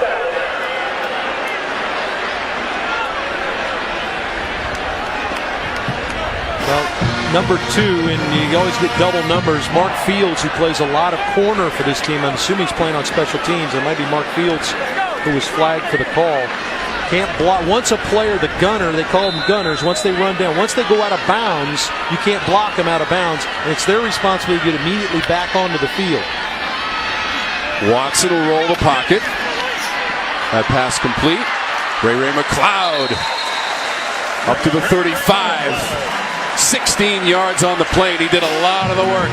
Move the quarterback. You're having a tough time blocking for him. Get him out of the pocket. Give him a throw to the sideline. Give one of his big-timers a chance to make a play. First down for the Tigers. Watson, creative. Cut down at the 48. He jumps up. He wanted a little more out of that play. Did get 14 and another first down. Yeah, all of a sudden, this looks like Clemson offensively, and looks like Junior Nankande still down. He was the guy that made the tackle on Deshaun Watson. Troy player shaken up. Nankande is the transfer from North Carolina, played in Vic Koning's defense at North Carolina, playing for Vic again. Vic talked about him in the highest regards. Great leader. Been fun to have him back in the fold as far as Vic Koning's fold, as far as calling defense. He plays that defensive end position. It's been good today. Coming in on the backside. See where, took the heel of the shoe right on the chin of Nankande there. Let's go down to Roddy. Arch, we saw Ben Boulware come off the field. It looked like the right ankle they were taking a look at. They've got a big medical tent over here on the Clemson sideline that he's gone into. But I'll keep an eye out to see what they decide to do with him. And an update on Junior Nankande coming soon as well. I'm assuming your press credential doesn't get you into that part of the building right there. So I guess you can't go in. You would be correct on that one, Arch. They ushered me away pretty quick. So Nankande comes out. McGee, number 11, is in. Right near midfield, it's Artavis Scott. Boy, there is no gain, Dave. It's just a good play defensively. They show screen left. They flush the offensive line left, making Troy think that's the way the ball's going to go, and then they screen back the other way, and Troy's just sitting there at home and they've been really impressive defensively in staying at home and doing what they're supposed to do. 2nd and 10 for the Tigers, leading by 3. That pass complete. First down and more up the middle of the field, and Ray McLeod inside the 30 as Melton dragged him down 20 yards on the pickup for the Tigers. Slant to the wide side of the field, corner playing outside technique, just doesn't close in time. Good after throw from Deshaun Watson. Watson working quickly. McLeod again on the edge inside the 25. Demetrius Kane with a tackle and 7 yards. And Ray McLeod will go to that sideline for a breather. Boy, they're playing at the tempo they want to play. This is Clemson's tempo here. Ray McLeod really has stepped up here in the second half for him. Watson, complete. Thompson inside the 10. Now Thompson slow to get up. What a huge hit by Chris Witherspoon. Chris Witherspoon came over and dropped the hammer on that seam route. Number 3, the safety flowing to the eyes of the quarterback, and he's going to get the ball out with the big hit in the middle of the field. Pass ruled incomplete, and they are still looking at Travion Thompson, who made the catch and then got popped. Remember, it was Witherspoon that made the play on 3rd down in the last series of downs, where he came in and made the big hit in the middle field that we saw was a bang-bang play, but it was ultimately determined that he was on time and got Clemson off the field. Thompson's a sophomore from Durham, North Carolina, as we go to the studio. Thanks, Tom. Our Hardee's update takes us out to East Carolina. Last play of the game, Stan. NC State has a chance. With everything they could do route combination-wise, why do you throw the ball in the middle of the field? You must question the decision-making of the quarterback or the man that wears the big headset getting the big check. Yeah, as you can see, time runs out. The final in East Carolina, 33-30 NC State. Can't pull it out, Tom. Katie, thank you. How about Scotty Montgomery's team, former offensive coordinator at Duke? Virginia Tech will be the opponent for East Carolina in a couple of weeks. Virginia Tech is playing Tennessee at Bristol Motor Speedway later today. Well, that's East Carolina, even though Scotty Montgomery now taking the controls there. Coach Ruff's team used to win pretty regularly coming into the ACC as well. So East Carolina, big-time program.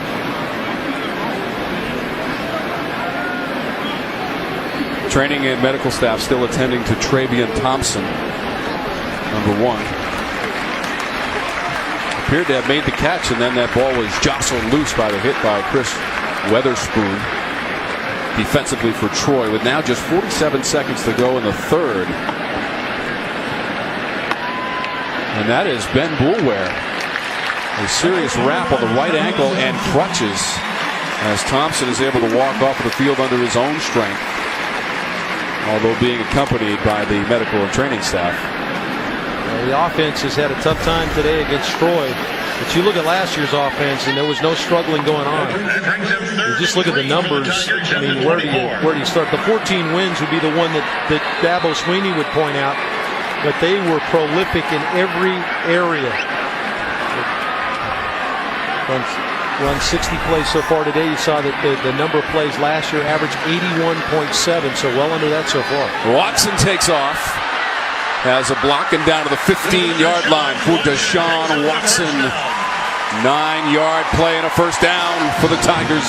The best run of the game, Deshaun Watson. This is the designed run for Deshaun Watson. And he did a lot of this a year ago. And I felt like that if they got back into this, it's going to be part of their power running game that's going to have to bring him back.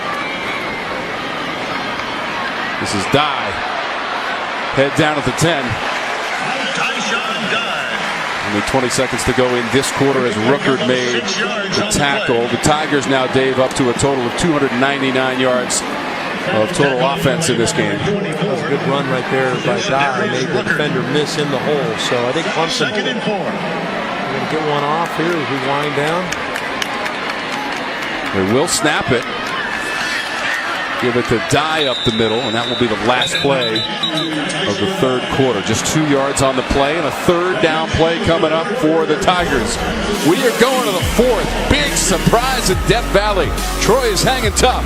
13-10. Clemson has the lead. Quarter stats are brought to you by the North Carolina Education Lottery, celebrating 10 years and more than $4 billion raised for education. Learn more at nc-educationlottery.org. Now take your hat off to the defense. 4 for 26 on third down. The two teams, 6 takeaways by the defense. Both defenses have stood tall today.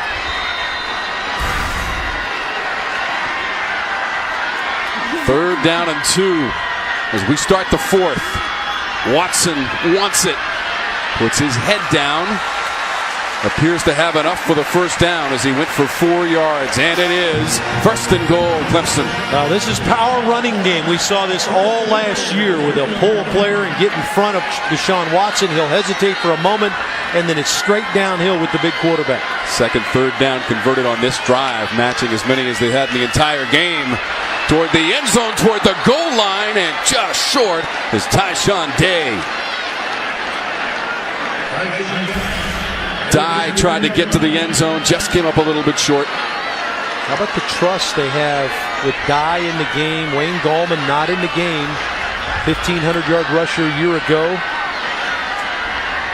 Dye 2 touchdowns a year ago rushing the football. He'll stay in. Watson. Dye. Short again. Nankande has the football. Play was blown dead at the half-yard line as Nankande came rushing out of there with the football. Nankande going to go ahead and finish the play, go ahead and run in the end zone.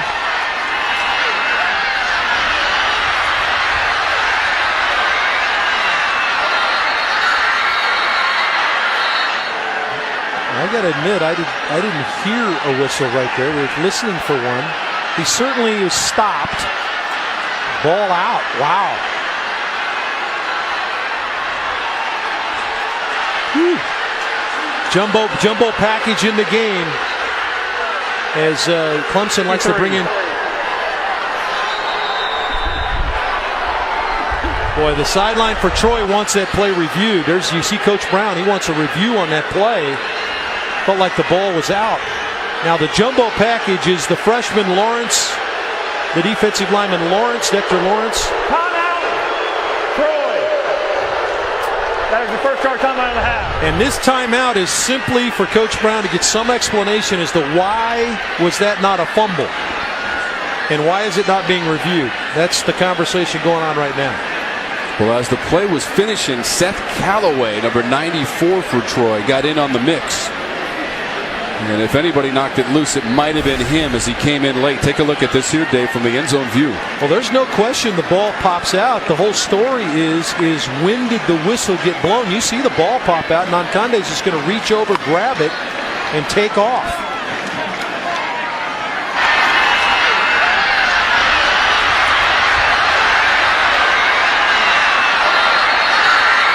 There's so much noise here in the crowd, you can't hear the whistle. The official to the near sideline.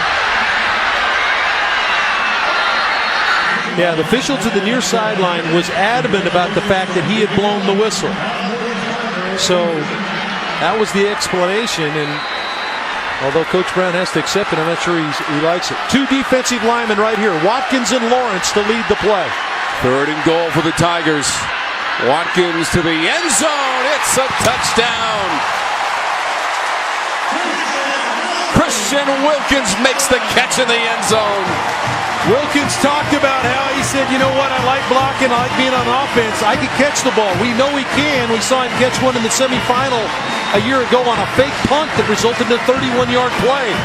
Well, here's the little fake, thinking jumbo coming straight at you with a power run game. Watkins going to slip out into the flat. You know what? At 310, nice little sidestep to avoid the defender there to get into the flat.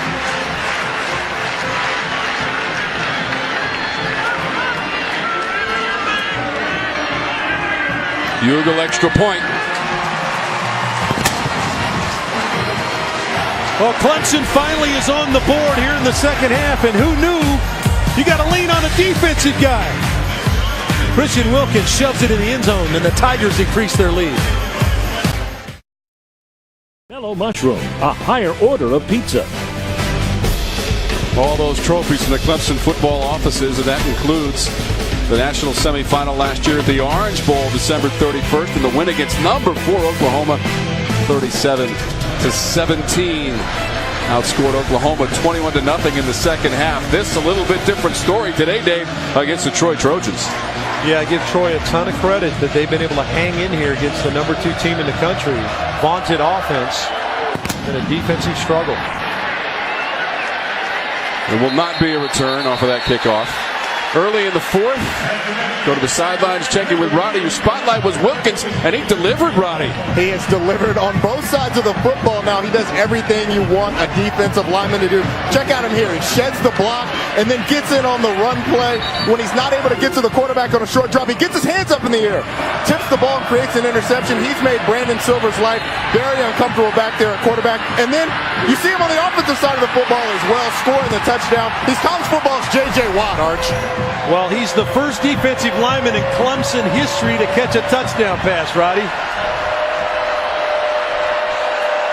Now he works on defense against Silvers and Troy. This is Flakes on the run for Troy as we go to our Charlotte studio. Thanks, Tom. We head to Heinz Field for our Hardee's update, and Penn State making it back. Saquon Barkley accounting for all 5 of Penn State's touchdowns. And then it was a 2-point conversion. You don't think they're going to do it, but look, Coach, he scrambles around. He gets it in there. 42-39. Pitt still on top of Penn State, making it close. Tom, Dave? What a game. Yeah, thanks for that update. We'll keep an eye on that one and on this one. That is deflected on the pass from Silvers. Wilkins. Yeah, it is Wilkins. 42 in orange and purple. Good coverage down the field this time for Clemson. Made Silvers pull the ball down.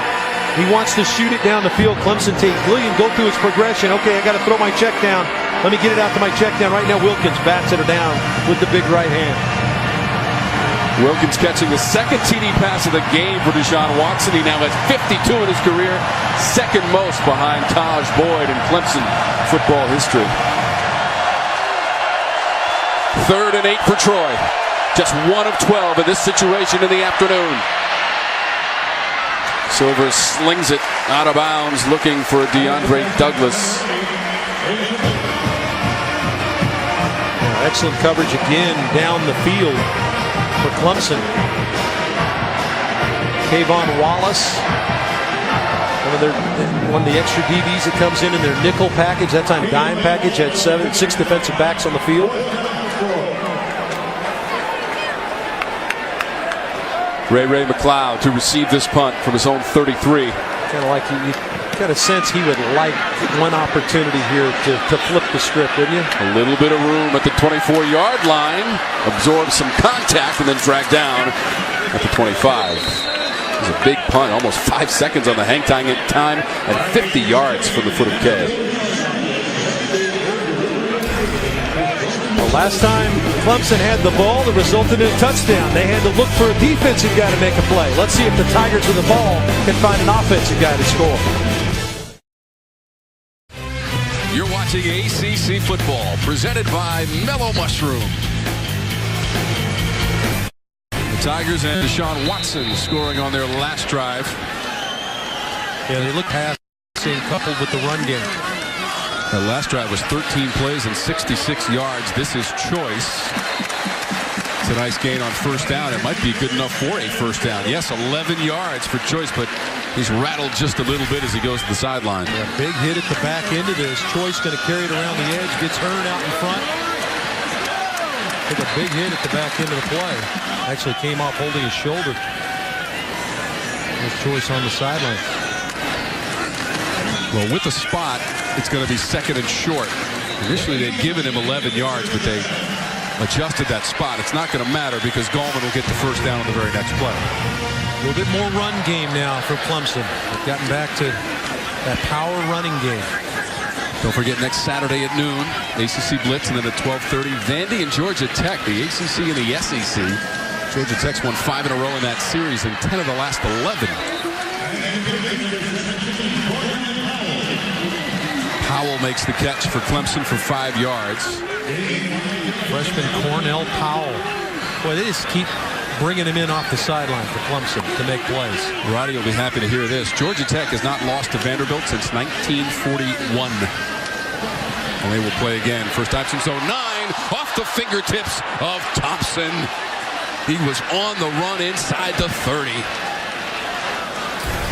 Remember, this is a little bit of a different set of receivers. Scott and Williams didn't play last year, so a lot of guys expected to make plays, Thompson being one of them.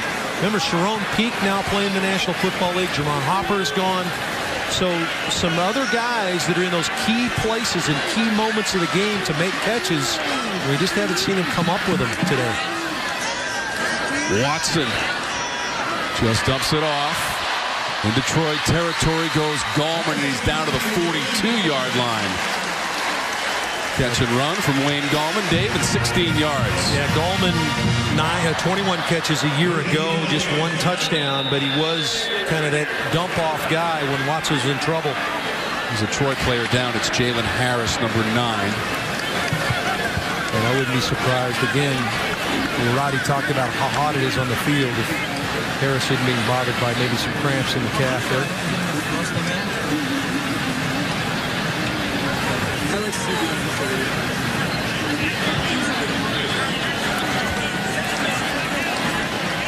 Harris to his feet. He'll jog toward that Troy sideline. Has been a defense not been moved off their spot on the defensive side of the ball. Tigers will use 5 receivers for Deshaun Watson. Toward the middle of the field, the outstretched hand of Hunter Renfro can't get to the football.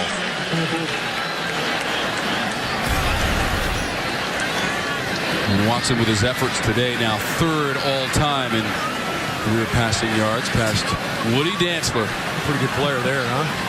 Well, you talk about a dual threat guy. Woody Dantzler was really, really good. Taj Boyd, who leads the way, 107 touchdown passes. Look at Gallman, the battering ram.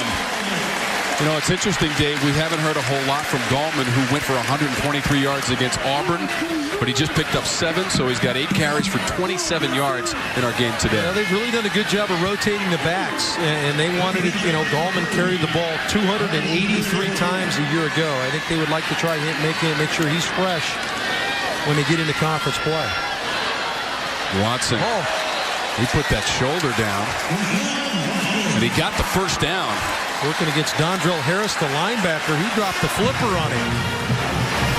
And another Troy defender down, grabbing the hamstring area. Look at the flipper come out.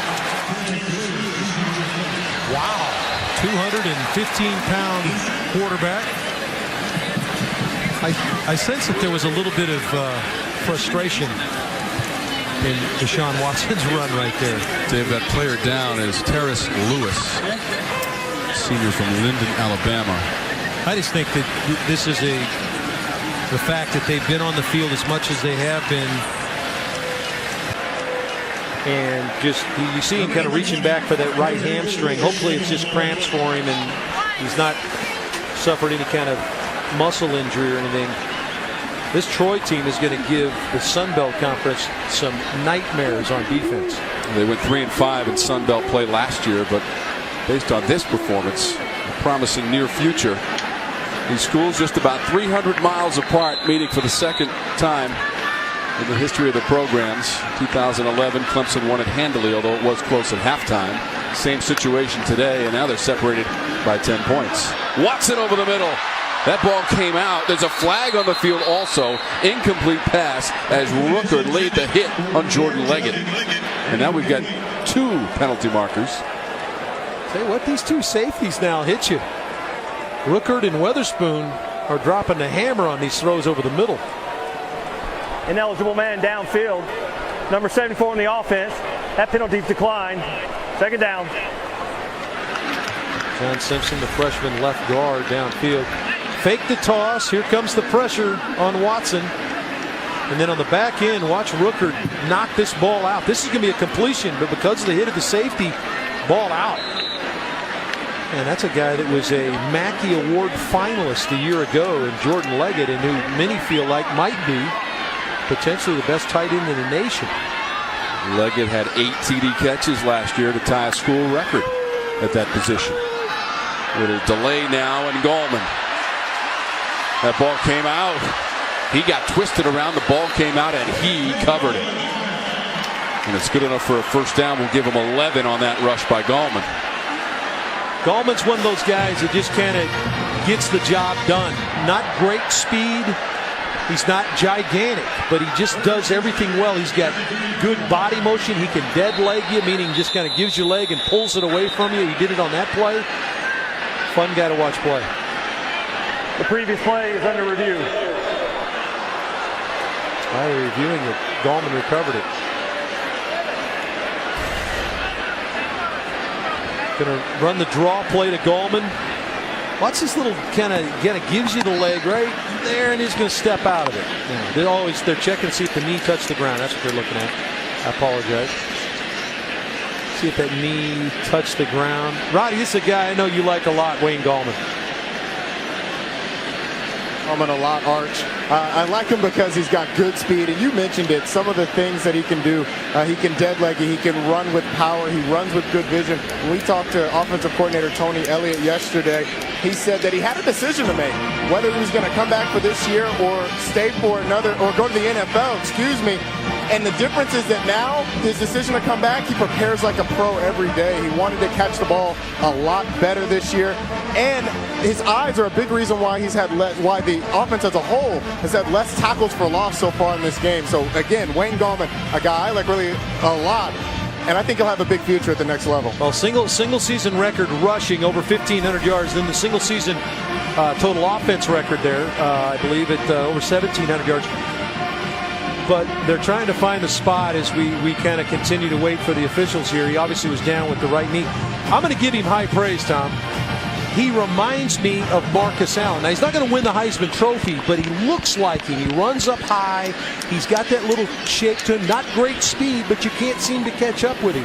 I think this guy's got a future at the next level. He will graduate in December. 13 times in his career he's gone over 100 yards rushing.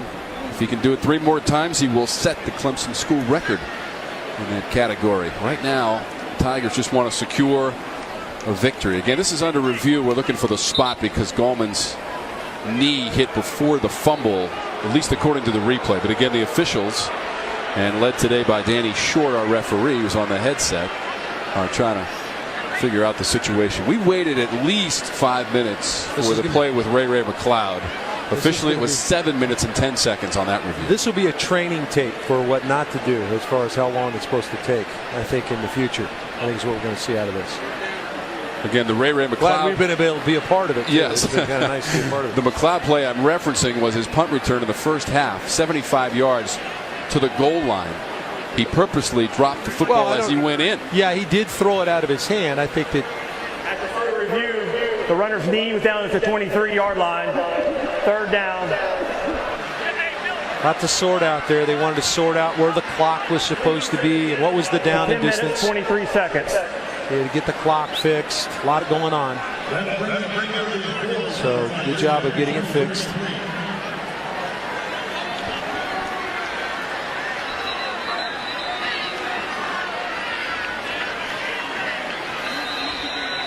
Troy's had a tough time with Ray McLeod. He's down here at the bottom.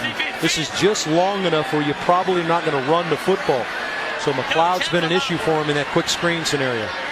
3rd down for the Tigers. Call it 3rd and 4. Need to get to that 19. Watson wants the end zone. Touchdown Tigers. Deion Kane. Back of the end zone for Clemson.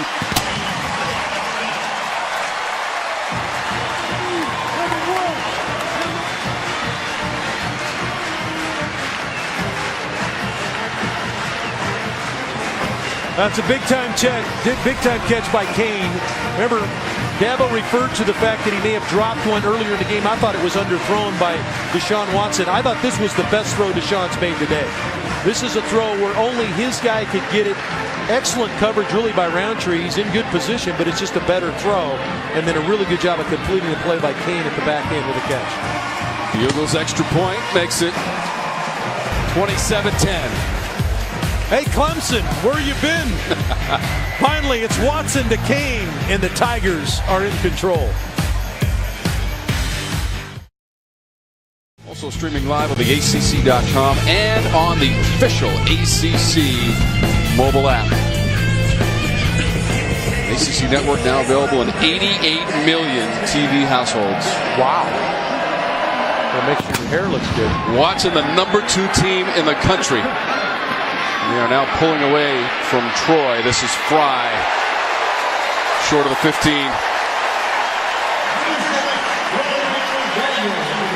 Our Duluth Trading Company, hardest working player. It's going to be Van Smith on that defense. The Tigers with those 10 tackles for Clemson. Well, they talked about how many guys that had to be replaced in the secondary. Tankersley, the only returning starter, and Van Smith is a guy that stepped in there and done an outstanding job. He saw the number of tackles. He had 6 a week ago against Auburn, so he's sliding right in and playing that safety spot. Not the biggest guy in the world, but he's a guy that loves to come hit you. Sophomore from Charlotte, North Carolina.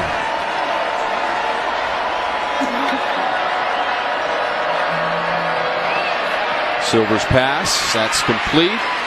Out beyond the 20-yard line. Let's go to Charlotte and get that final update on Pitt and Penn State. Well, it's a final for our Hardy's update in Pittsburgh. Ryan Lewis, watch this. Right spot, right time, comes up with a huge interception. Final score 42-39. Coach, what's the impact of this win? Bragging rights in the state of Pennsylvania. Go to the Pitt Panthers. Where does it impact you? In recruiting. Pitt at Oklahoma State next week, guys. Tom, that's not the first time that Pat Narduzzi had seen Penn State as a defensive coordinator. Was 3-2 as a defensive coordinator at Michigan State, so he knew that Penn State was going to be a tough out. Congratulations to him and the Pitt Panthers on a big win. So now 2nd and 3 after the penalty. It's Anderson turning his way upfield, and he's got enough for a first down. He's out beyond the 25-yard line. That's 7 yards for Anderson. Well, they got 2 big bangers at running back. Anderson's 250 pounds. He only carried the ball 10 times a year ago, but now has already got 10 carries on the year. And, of course, Jordan Chunn, 235-pound back. 2 big bangers bringing the ball at you. Just the 1 touchdown today for Troy by Jabir Fry on a 4th down play. And we talked about Van Smith, our hardest working man. He just came over and hit one of those big backs and sent him head over tea kettle. That was Anderson who went airborne after the contact. Yeah, Van Smith with the hit. 2nd and 3 for Troy.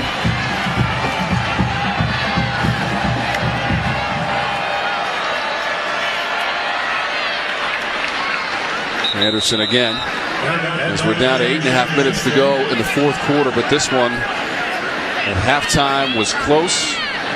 Not really decided till early in the 4th. When Christian Wilkins caught a touchdown pass, the first defensive lineman to do so in Clemson football history. And there's been a lot of history here in Clemson, South Carolina. They first started playing football in 1896. Today they seek their 704th victory ever for this program. It appears that they are on their way up 27-10 after beating Auburn a week ago.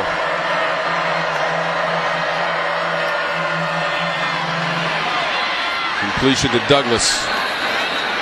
Douglas into Clemson territory in a first down with 13 yards on that play. Well, I think some will evaluate this game, and Troy deserves a ton of credit for hanging in, but most will evaluate it as Clemson's not as good as they're ranked, and I don't think that's the case at all. I think that they're trying to work new players in that are playing big moments and big roles on this team, and once they settle in, they'll be fine. Good catch there again by by was it Thompson coming to the inside with Tankersley right on his back. Good catch. They made a ton of contested catches today as Troy receivers. We talk so much about their defense that they've made some nice plays on the perimeter with their outside guys. There's a whistle prior to this play, Dave. Well, we sort that out. Can tell you that the Tigers have won 41 in a row at home against an unranked opponent. The false start, 5 yards, second down. Emmanuel Thompson is 6'1", 210 pounds, and Tankersley is going to go for the ride. I wonder if he had a ticket for that ride. Giddy up. He met the height limit evidently to get on that ride, and he was able to get the big fella on the ground. Silvers just heaves that one as the pressure was coming. Had to get rid of the football. Velez was the intended receiver. He came with a blitz that time and really timed it up perfectly, and Silvers just had to get it out quickly. But for Coach Brown, you didn't win the game, but I think this was a victory for his team. He wasn't sure how they were going to hang in. They really crushed Austin Peay last week, overmatched them. But they've come in here and played at a really high level. There's got to be a lot of excitement as they get ready to go into their Sun Belt part of their conference, or their conference play, that this is a team that maybe can contend. Silvers wants to go deep. Flag comes out. In fact, there are two of them. As the play went along that far sideline, Salim was the target. Mark Fields was defending for the Tigers, and again, 2 penalty markers. Pass interference. Defense number 2, 15-yard penalty, automatic, first down. Yeah, Fields really doesn't look back for the ball, and has kind of got that arm bar kind of pushing him. Can't do that. Can't wall it. Can't allow the receiver. He's got to be able to come back to the ball. As long as you're looking back and you've got that hand out and you're touching the receiver, that's fine. But as soon as you impede his way to get back to the football, flag's going to come out. First and 10, just over 7 minutes to go from Memorial Stadium. Silvers goes underneath. It's going to be Anderson down to the 22 as we go to the sidelines, and Roddy Jones. Tom, you and Archer talked about the performance of Troy today. Their rallying cry this year is rebuilding the wall. This is a program that won the Sun Belt Championship each year from 2006 to 2010, and head coach Neil Brown is looking to return them to their former glory. I think they're on their way, Roddy. I mean, this defense, really the backbone. They just got to make sure they don't make mistakes offensively. And Clemson's defense is elite, so they're going to force some turnovers. But Coach Brown has got to take a lot out of this. This is going to be a really good teaching film for him to get his guys ready for conference play. They've only been a Football Bowl subdivision participant for 15 seasons. They joined the Sun Belt back in 2004. I'll tell you what, the addition of Georgia Southern and App State, that's a pretty good conference now. And you got those two teams that have stepped up out of the FCS level to join. Troy went to a bowl game back in 2010. That's Anderson who gets tripped up. Nothing there. Well, we saw what Appalachian State almost did to Tennessee last week, man. I mean, it's some good football played in the Sun Belt. We've seen it today. It's going to be 150,000 people watching Tennessee and Virginia Tech tonight at Bristol Motor Speedway. In fact, Neyland Stadium in Tennessee can fit on the infield of Bristol Motor Speedway. That's scary. I played in Neyland Stadium, and that baby's huge. Big game for the Hokies. See if they can go 2-0 to start the season. Silvers down near the goal line, juggled, incomplete, but there are 2 flags. It was juggled by Thompson. We talked about Silver's accuracy. This is as good a throw as he's made today. We talked about Deshaun's last throw. Look where he drops this one, right down the chimney chute, right on the money. On the defense on the 25.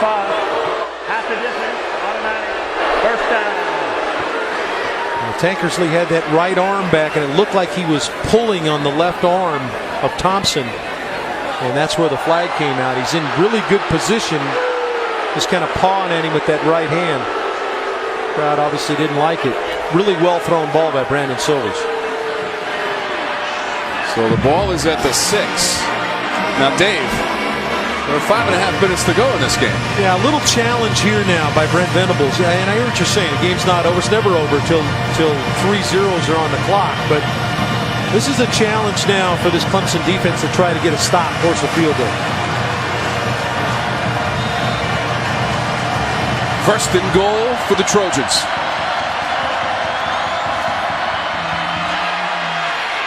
Fry. Flags.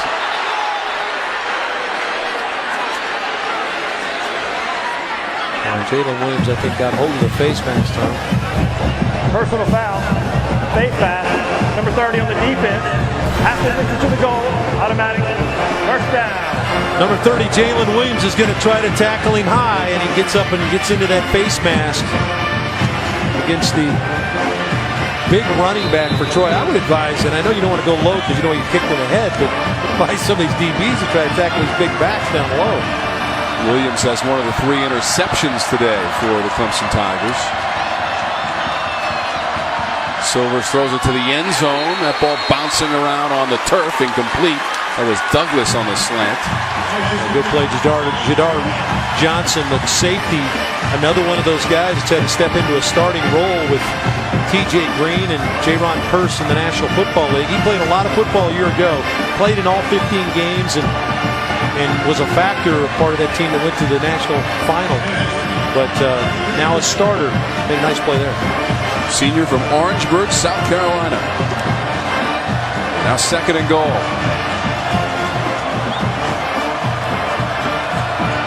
I think the big back's going to get a carrying one at some point. Silvers again to the end zone. That one knocked away. Looked like Thompson was back there for Troy, and Tankersley was defending for the Tigers.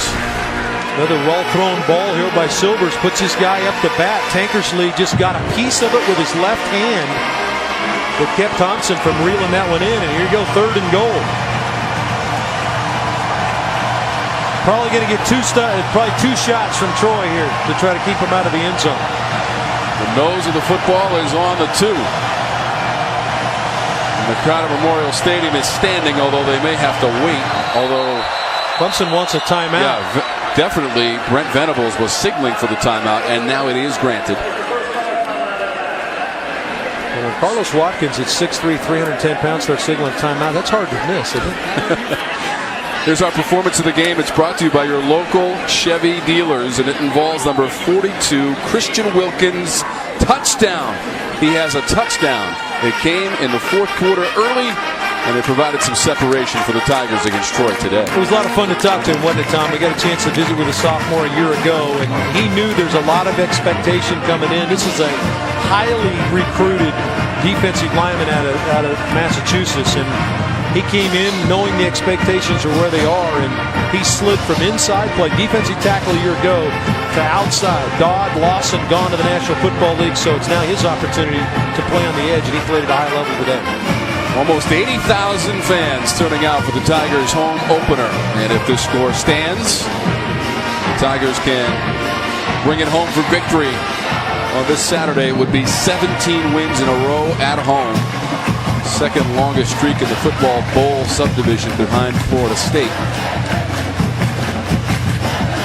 They're a couple of weeks away. They're going to get Georgia Tech on one of those.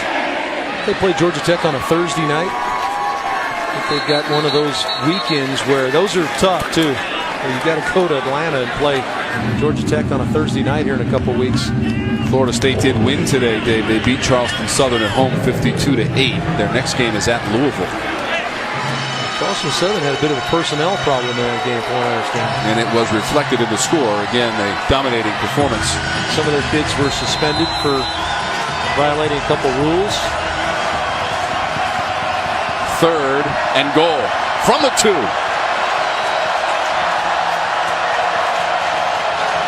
Gotta figure the big back touches it, doesn't he? Anderson is the back to the left. They'll throw it in the end zone. It's a touchdown.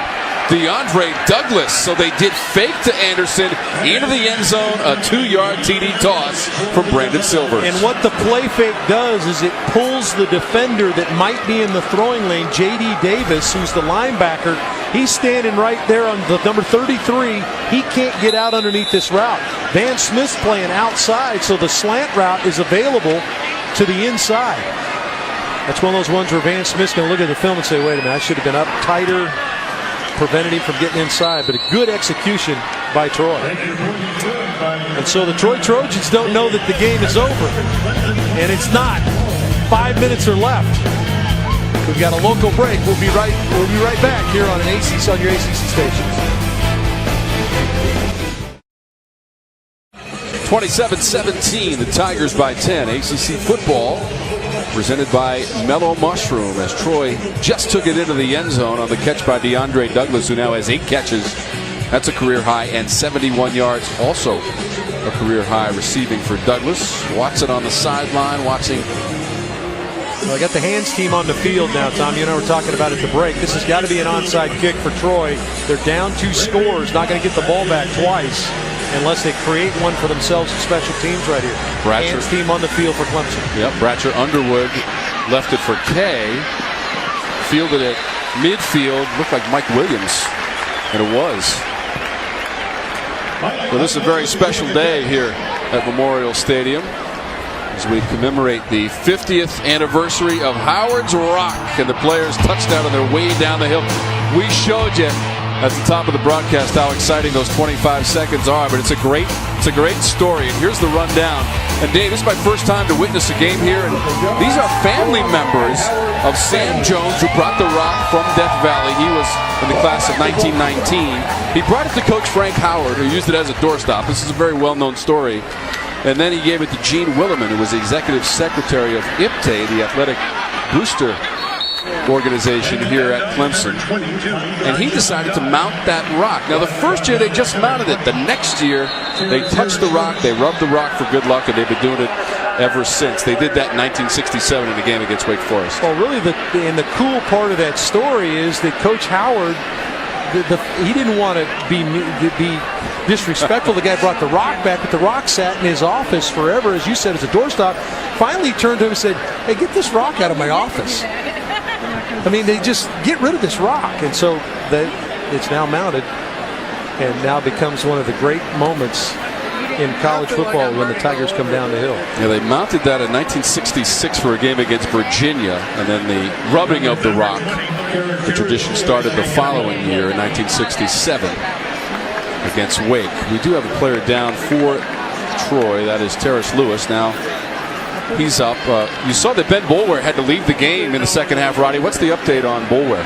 Well, you guys saw the shot of him with crutches on the sideline. He's done for the game, obviously. It's a right ankle injury, but he is moving around on it, putting a little bit of weight on it. Crutches for precautionary measures, so we'll see going forward how serious it is. Well, Roddy, every team, as you know, you and I both played, every team has a highlight film at the end of the year. I will guarantee you that the hit that Anderson put on Boulware is on the highlight film. Now, they're not going to win this game, but he dropped the hammer on Boulware on that blitz. It was picture-perfect pass protection, Arch. As a former running back, I can really appreciate it when a running back sticks his nose up there on a linebacker.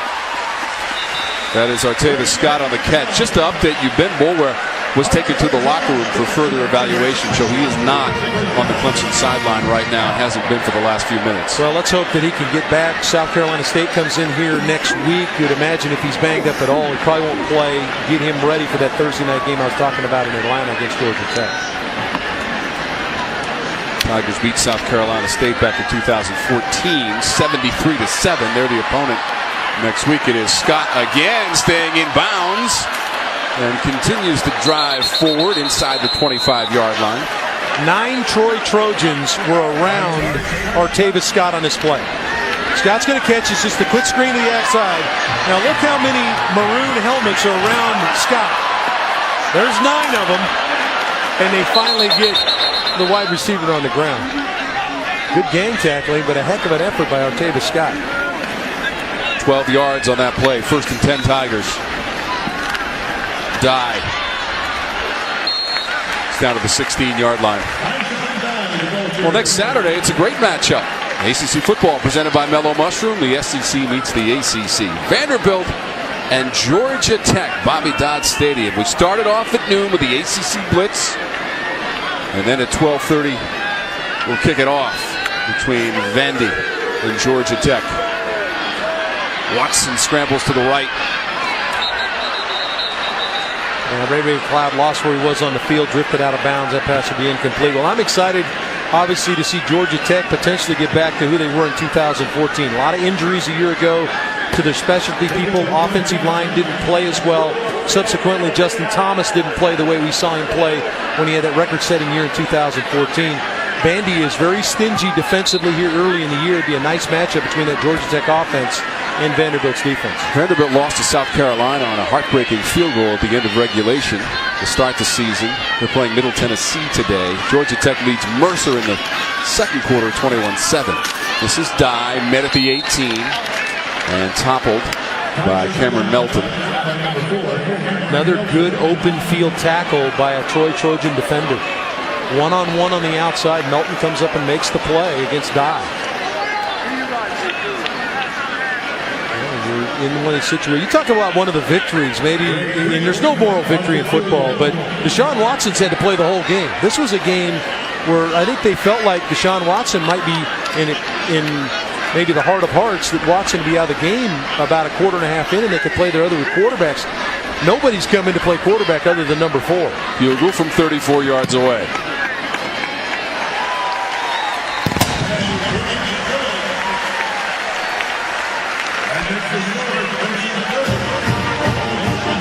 (30-17), the number 2 team in the country late in the fourth. I think from an execution standpoint, it looked like Clemson kind of got their stride a little bit. They started to run the football, thought they needed to get back to that. This did not, they only had 25 yards rushing at halftime. Were able to get back to that. That subsequently opened up some of their perimeter passing. And, of course, Christian Wilkins got into the act. The defensive player catches the touchdown pass. But the power running game is something Clemson needed to get back to, and I thought it got Watson into a rhythm. Made a big-time throw right there to Kane for the touchdown.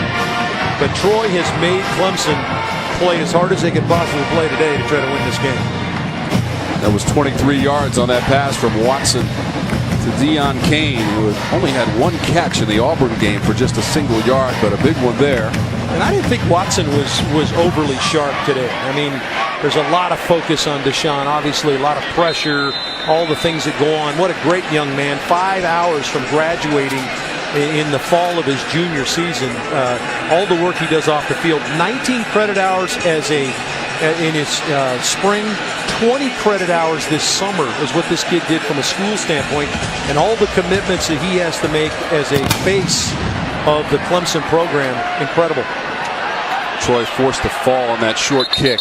Watson in the game, 292 yards passing and 3 touchdown passes. Anderson fell on that one for Troy.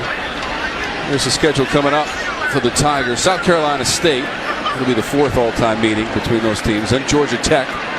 The Georgia Tech game, Dave, on September 22nd is a Thursday, and then they've got Louisville.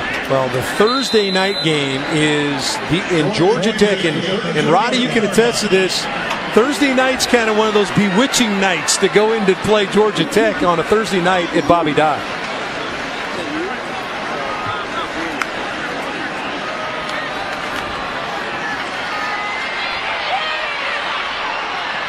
Josh Anderson on the run. Just to follow up, Dave, on that Georgia Tech game, September 22nd, the last regular season loss for Clemson at Georgia Tech came back in 2014. They have not won at Georgia Tech since 2003.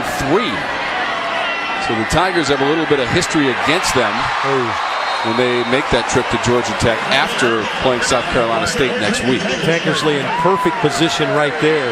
They really tried Tankersley today, the one returning veteran in the secondary. Had 5 interceptions a year ago, and he stood tall. He had 1 penalty, but other than that, poor Dre Tankersley has stood up tall in that corner spot. But after that on Thursday night against Georgia Tech, 10 days later, they have to take on one of the hottest teams in the country right now, and that's Lamar Jackson in Louisville, so it doesn't get any easier. Louisville hosts Florida State this coming week. It's Douglas on the catch. Now we're inside of 2 minutes to go. That's why many felt like Louisville had a chance to, obviously has a chance to affect what happens in the Atlantic Division of the ACC. They get Florida State and Clemson in the first month of the season. Most people feel like that October 29 matchup between Florida State and Clemson is going to decide it. Well, Louisville wants to have some say in that. Since 09, the winner of that game between Florida State and Clemson has gone on to take the Atlantic Division.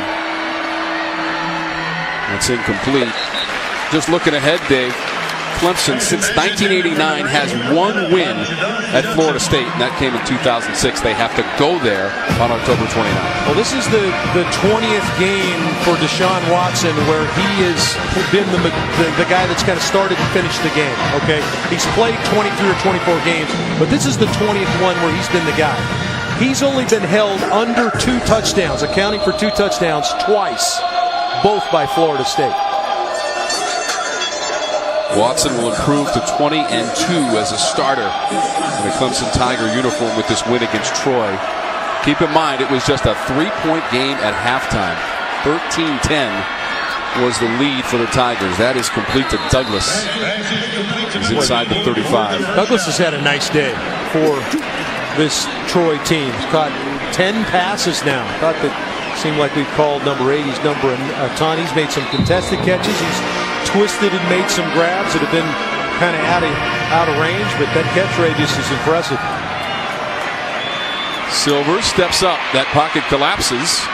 A low pass is caught at the 20-yard line by Thompson. There is a flag on the play, and Silvers is down at the 35. Yeah, I didn't like the hit. The hit came in from number 12, Kayvon Wallace, the freshman defensive back, and he dove into Silvers' leg area. Kind of that knee area, that old, the NFL, they get that Brady rule where you're not supposed to dive into that lower area, and it's supposed to be part of the mix in college ball as well. Personal foul, roughing the passer, block below the knees, after this to the goal, automatic first down. Now Wallace is going to dive right into the lower area, lower leg area. It caught him kind of up on the thigh though, but it did expose that left knee to some potential serious injury. Right knee, actually. So probably a good call. As a former QB, I like that call. I don't like people diving into your legs and stuff.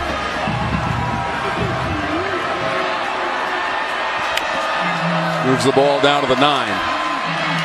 Silver's pass down to the 1 for Thompson. If Troy can punch this in, and they burn a timeout here to try to conserve some time, they punch this in, they're going to have a chance on an onside kick to get the ball back down 1 score. And we've been waxing poetic about the ACC and the schedules coming up, and all Troy's done is continue to play the game and move down into scoring position. Apologize to those Troy fans talking about ACC football when the Trojans are still balling.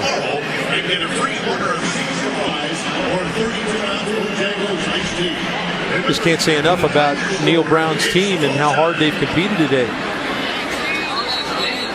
Say what you want to about Clemson making mistakes and not maybe necessarily playing as clean as they want to, but a lot of that was forced on them by Troy. Troy played NC State to open the season last year and lost 49-21 in Raleigh. That was the first game of the year last season for Troy. They beat Austin Peay 57-17 before coming to Clemson, South Carolina today. Well, dramatic non-conference difference in non-conference schedule for Troy this year than last year, where they played Wisconsin, played NC State.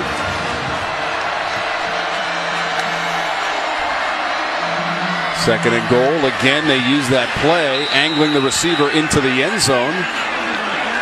Douglas on the catch. And there's a flag came out too. Surely he didn't taunt. It'd be a huge mistake if he taunted, because that backs up the kickoff if you're Troy. I think that maybe there's some taunting that went on. Ruling on the field is a touchdown. After the play, unsportsmanlike conduct. Number 80 on the offense, that'll be enforced on the kickoff. Yeah, this is a mistake by Douglas. That's his 11th catch of the day. And it's a good catch. Van Smith's right on his back. Excellent catch, and just no reason to do this, because that's going to back your kickoff up way back, and you need an onside kick to try to get the chance to win this game. Second TD catch for Douglas. And the second TD throw for Silvers. Extra point from Kay. You know, Clemson may win this game, Dave, but a lot of people are going to look at this score and look at last week's score and say, what's our evaluation of Clemson through the first 2 weeks? Well, and I think some of that's fair. They have not played as clean as we saw the Clemson team play a year ago, but I also think it's disrespectful to Troy. One, because they've played a really good ball game. Came in here, were not intimidated by the surroundings of playing in Death Valley or anything. They came in and played hard. I think it's also disrespectful to Auburn's defense. They're pretty good, and that's a tough place to win anyway. But there is something that when you look at Clemson a little bit, that there's some other guys that were in backup roles a year ago that are big-time players are being asked to step up and make some of those plays. We had some drop passes and maybe some blown assignments on the defensive side of the ball. The blocking was a little bit suspect from time to time. Again, don't want to take anything away from Troy, but Clemson's going to do a little soul-searching this next week as to where they're at. You know, Troy just went 8 plays and 68 yards, Dave, and Douglas with his second TD catch of the game and of this half, and it is just a 6-point game. Well, I can assure you that an unexpected Deshaun Watson throw 53 passes in this game. But here we go. Yeah, the onside kick must go 10 yards. Again, they use that misdirection. It is fielded inside the 35, and Kane came up with it. And a good play by Kane on this one. It was Mike Williams on the last one, so good execution by Clemson with the hands team on the field. There's a lot of talk about the onside kick against North Carolina in the ACC championship game. I'm sure that was a point of interest, or a point of concern, and certainly something they practiced heavily in the offseason and in camp. So the Tigers just need to take 43 seconds off of the clock, and they will start the season 2-0.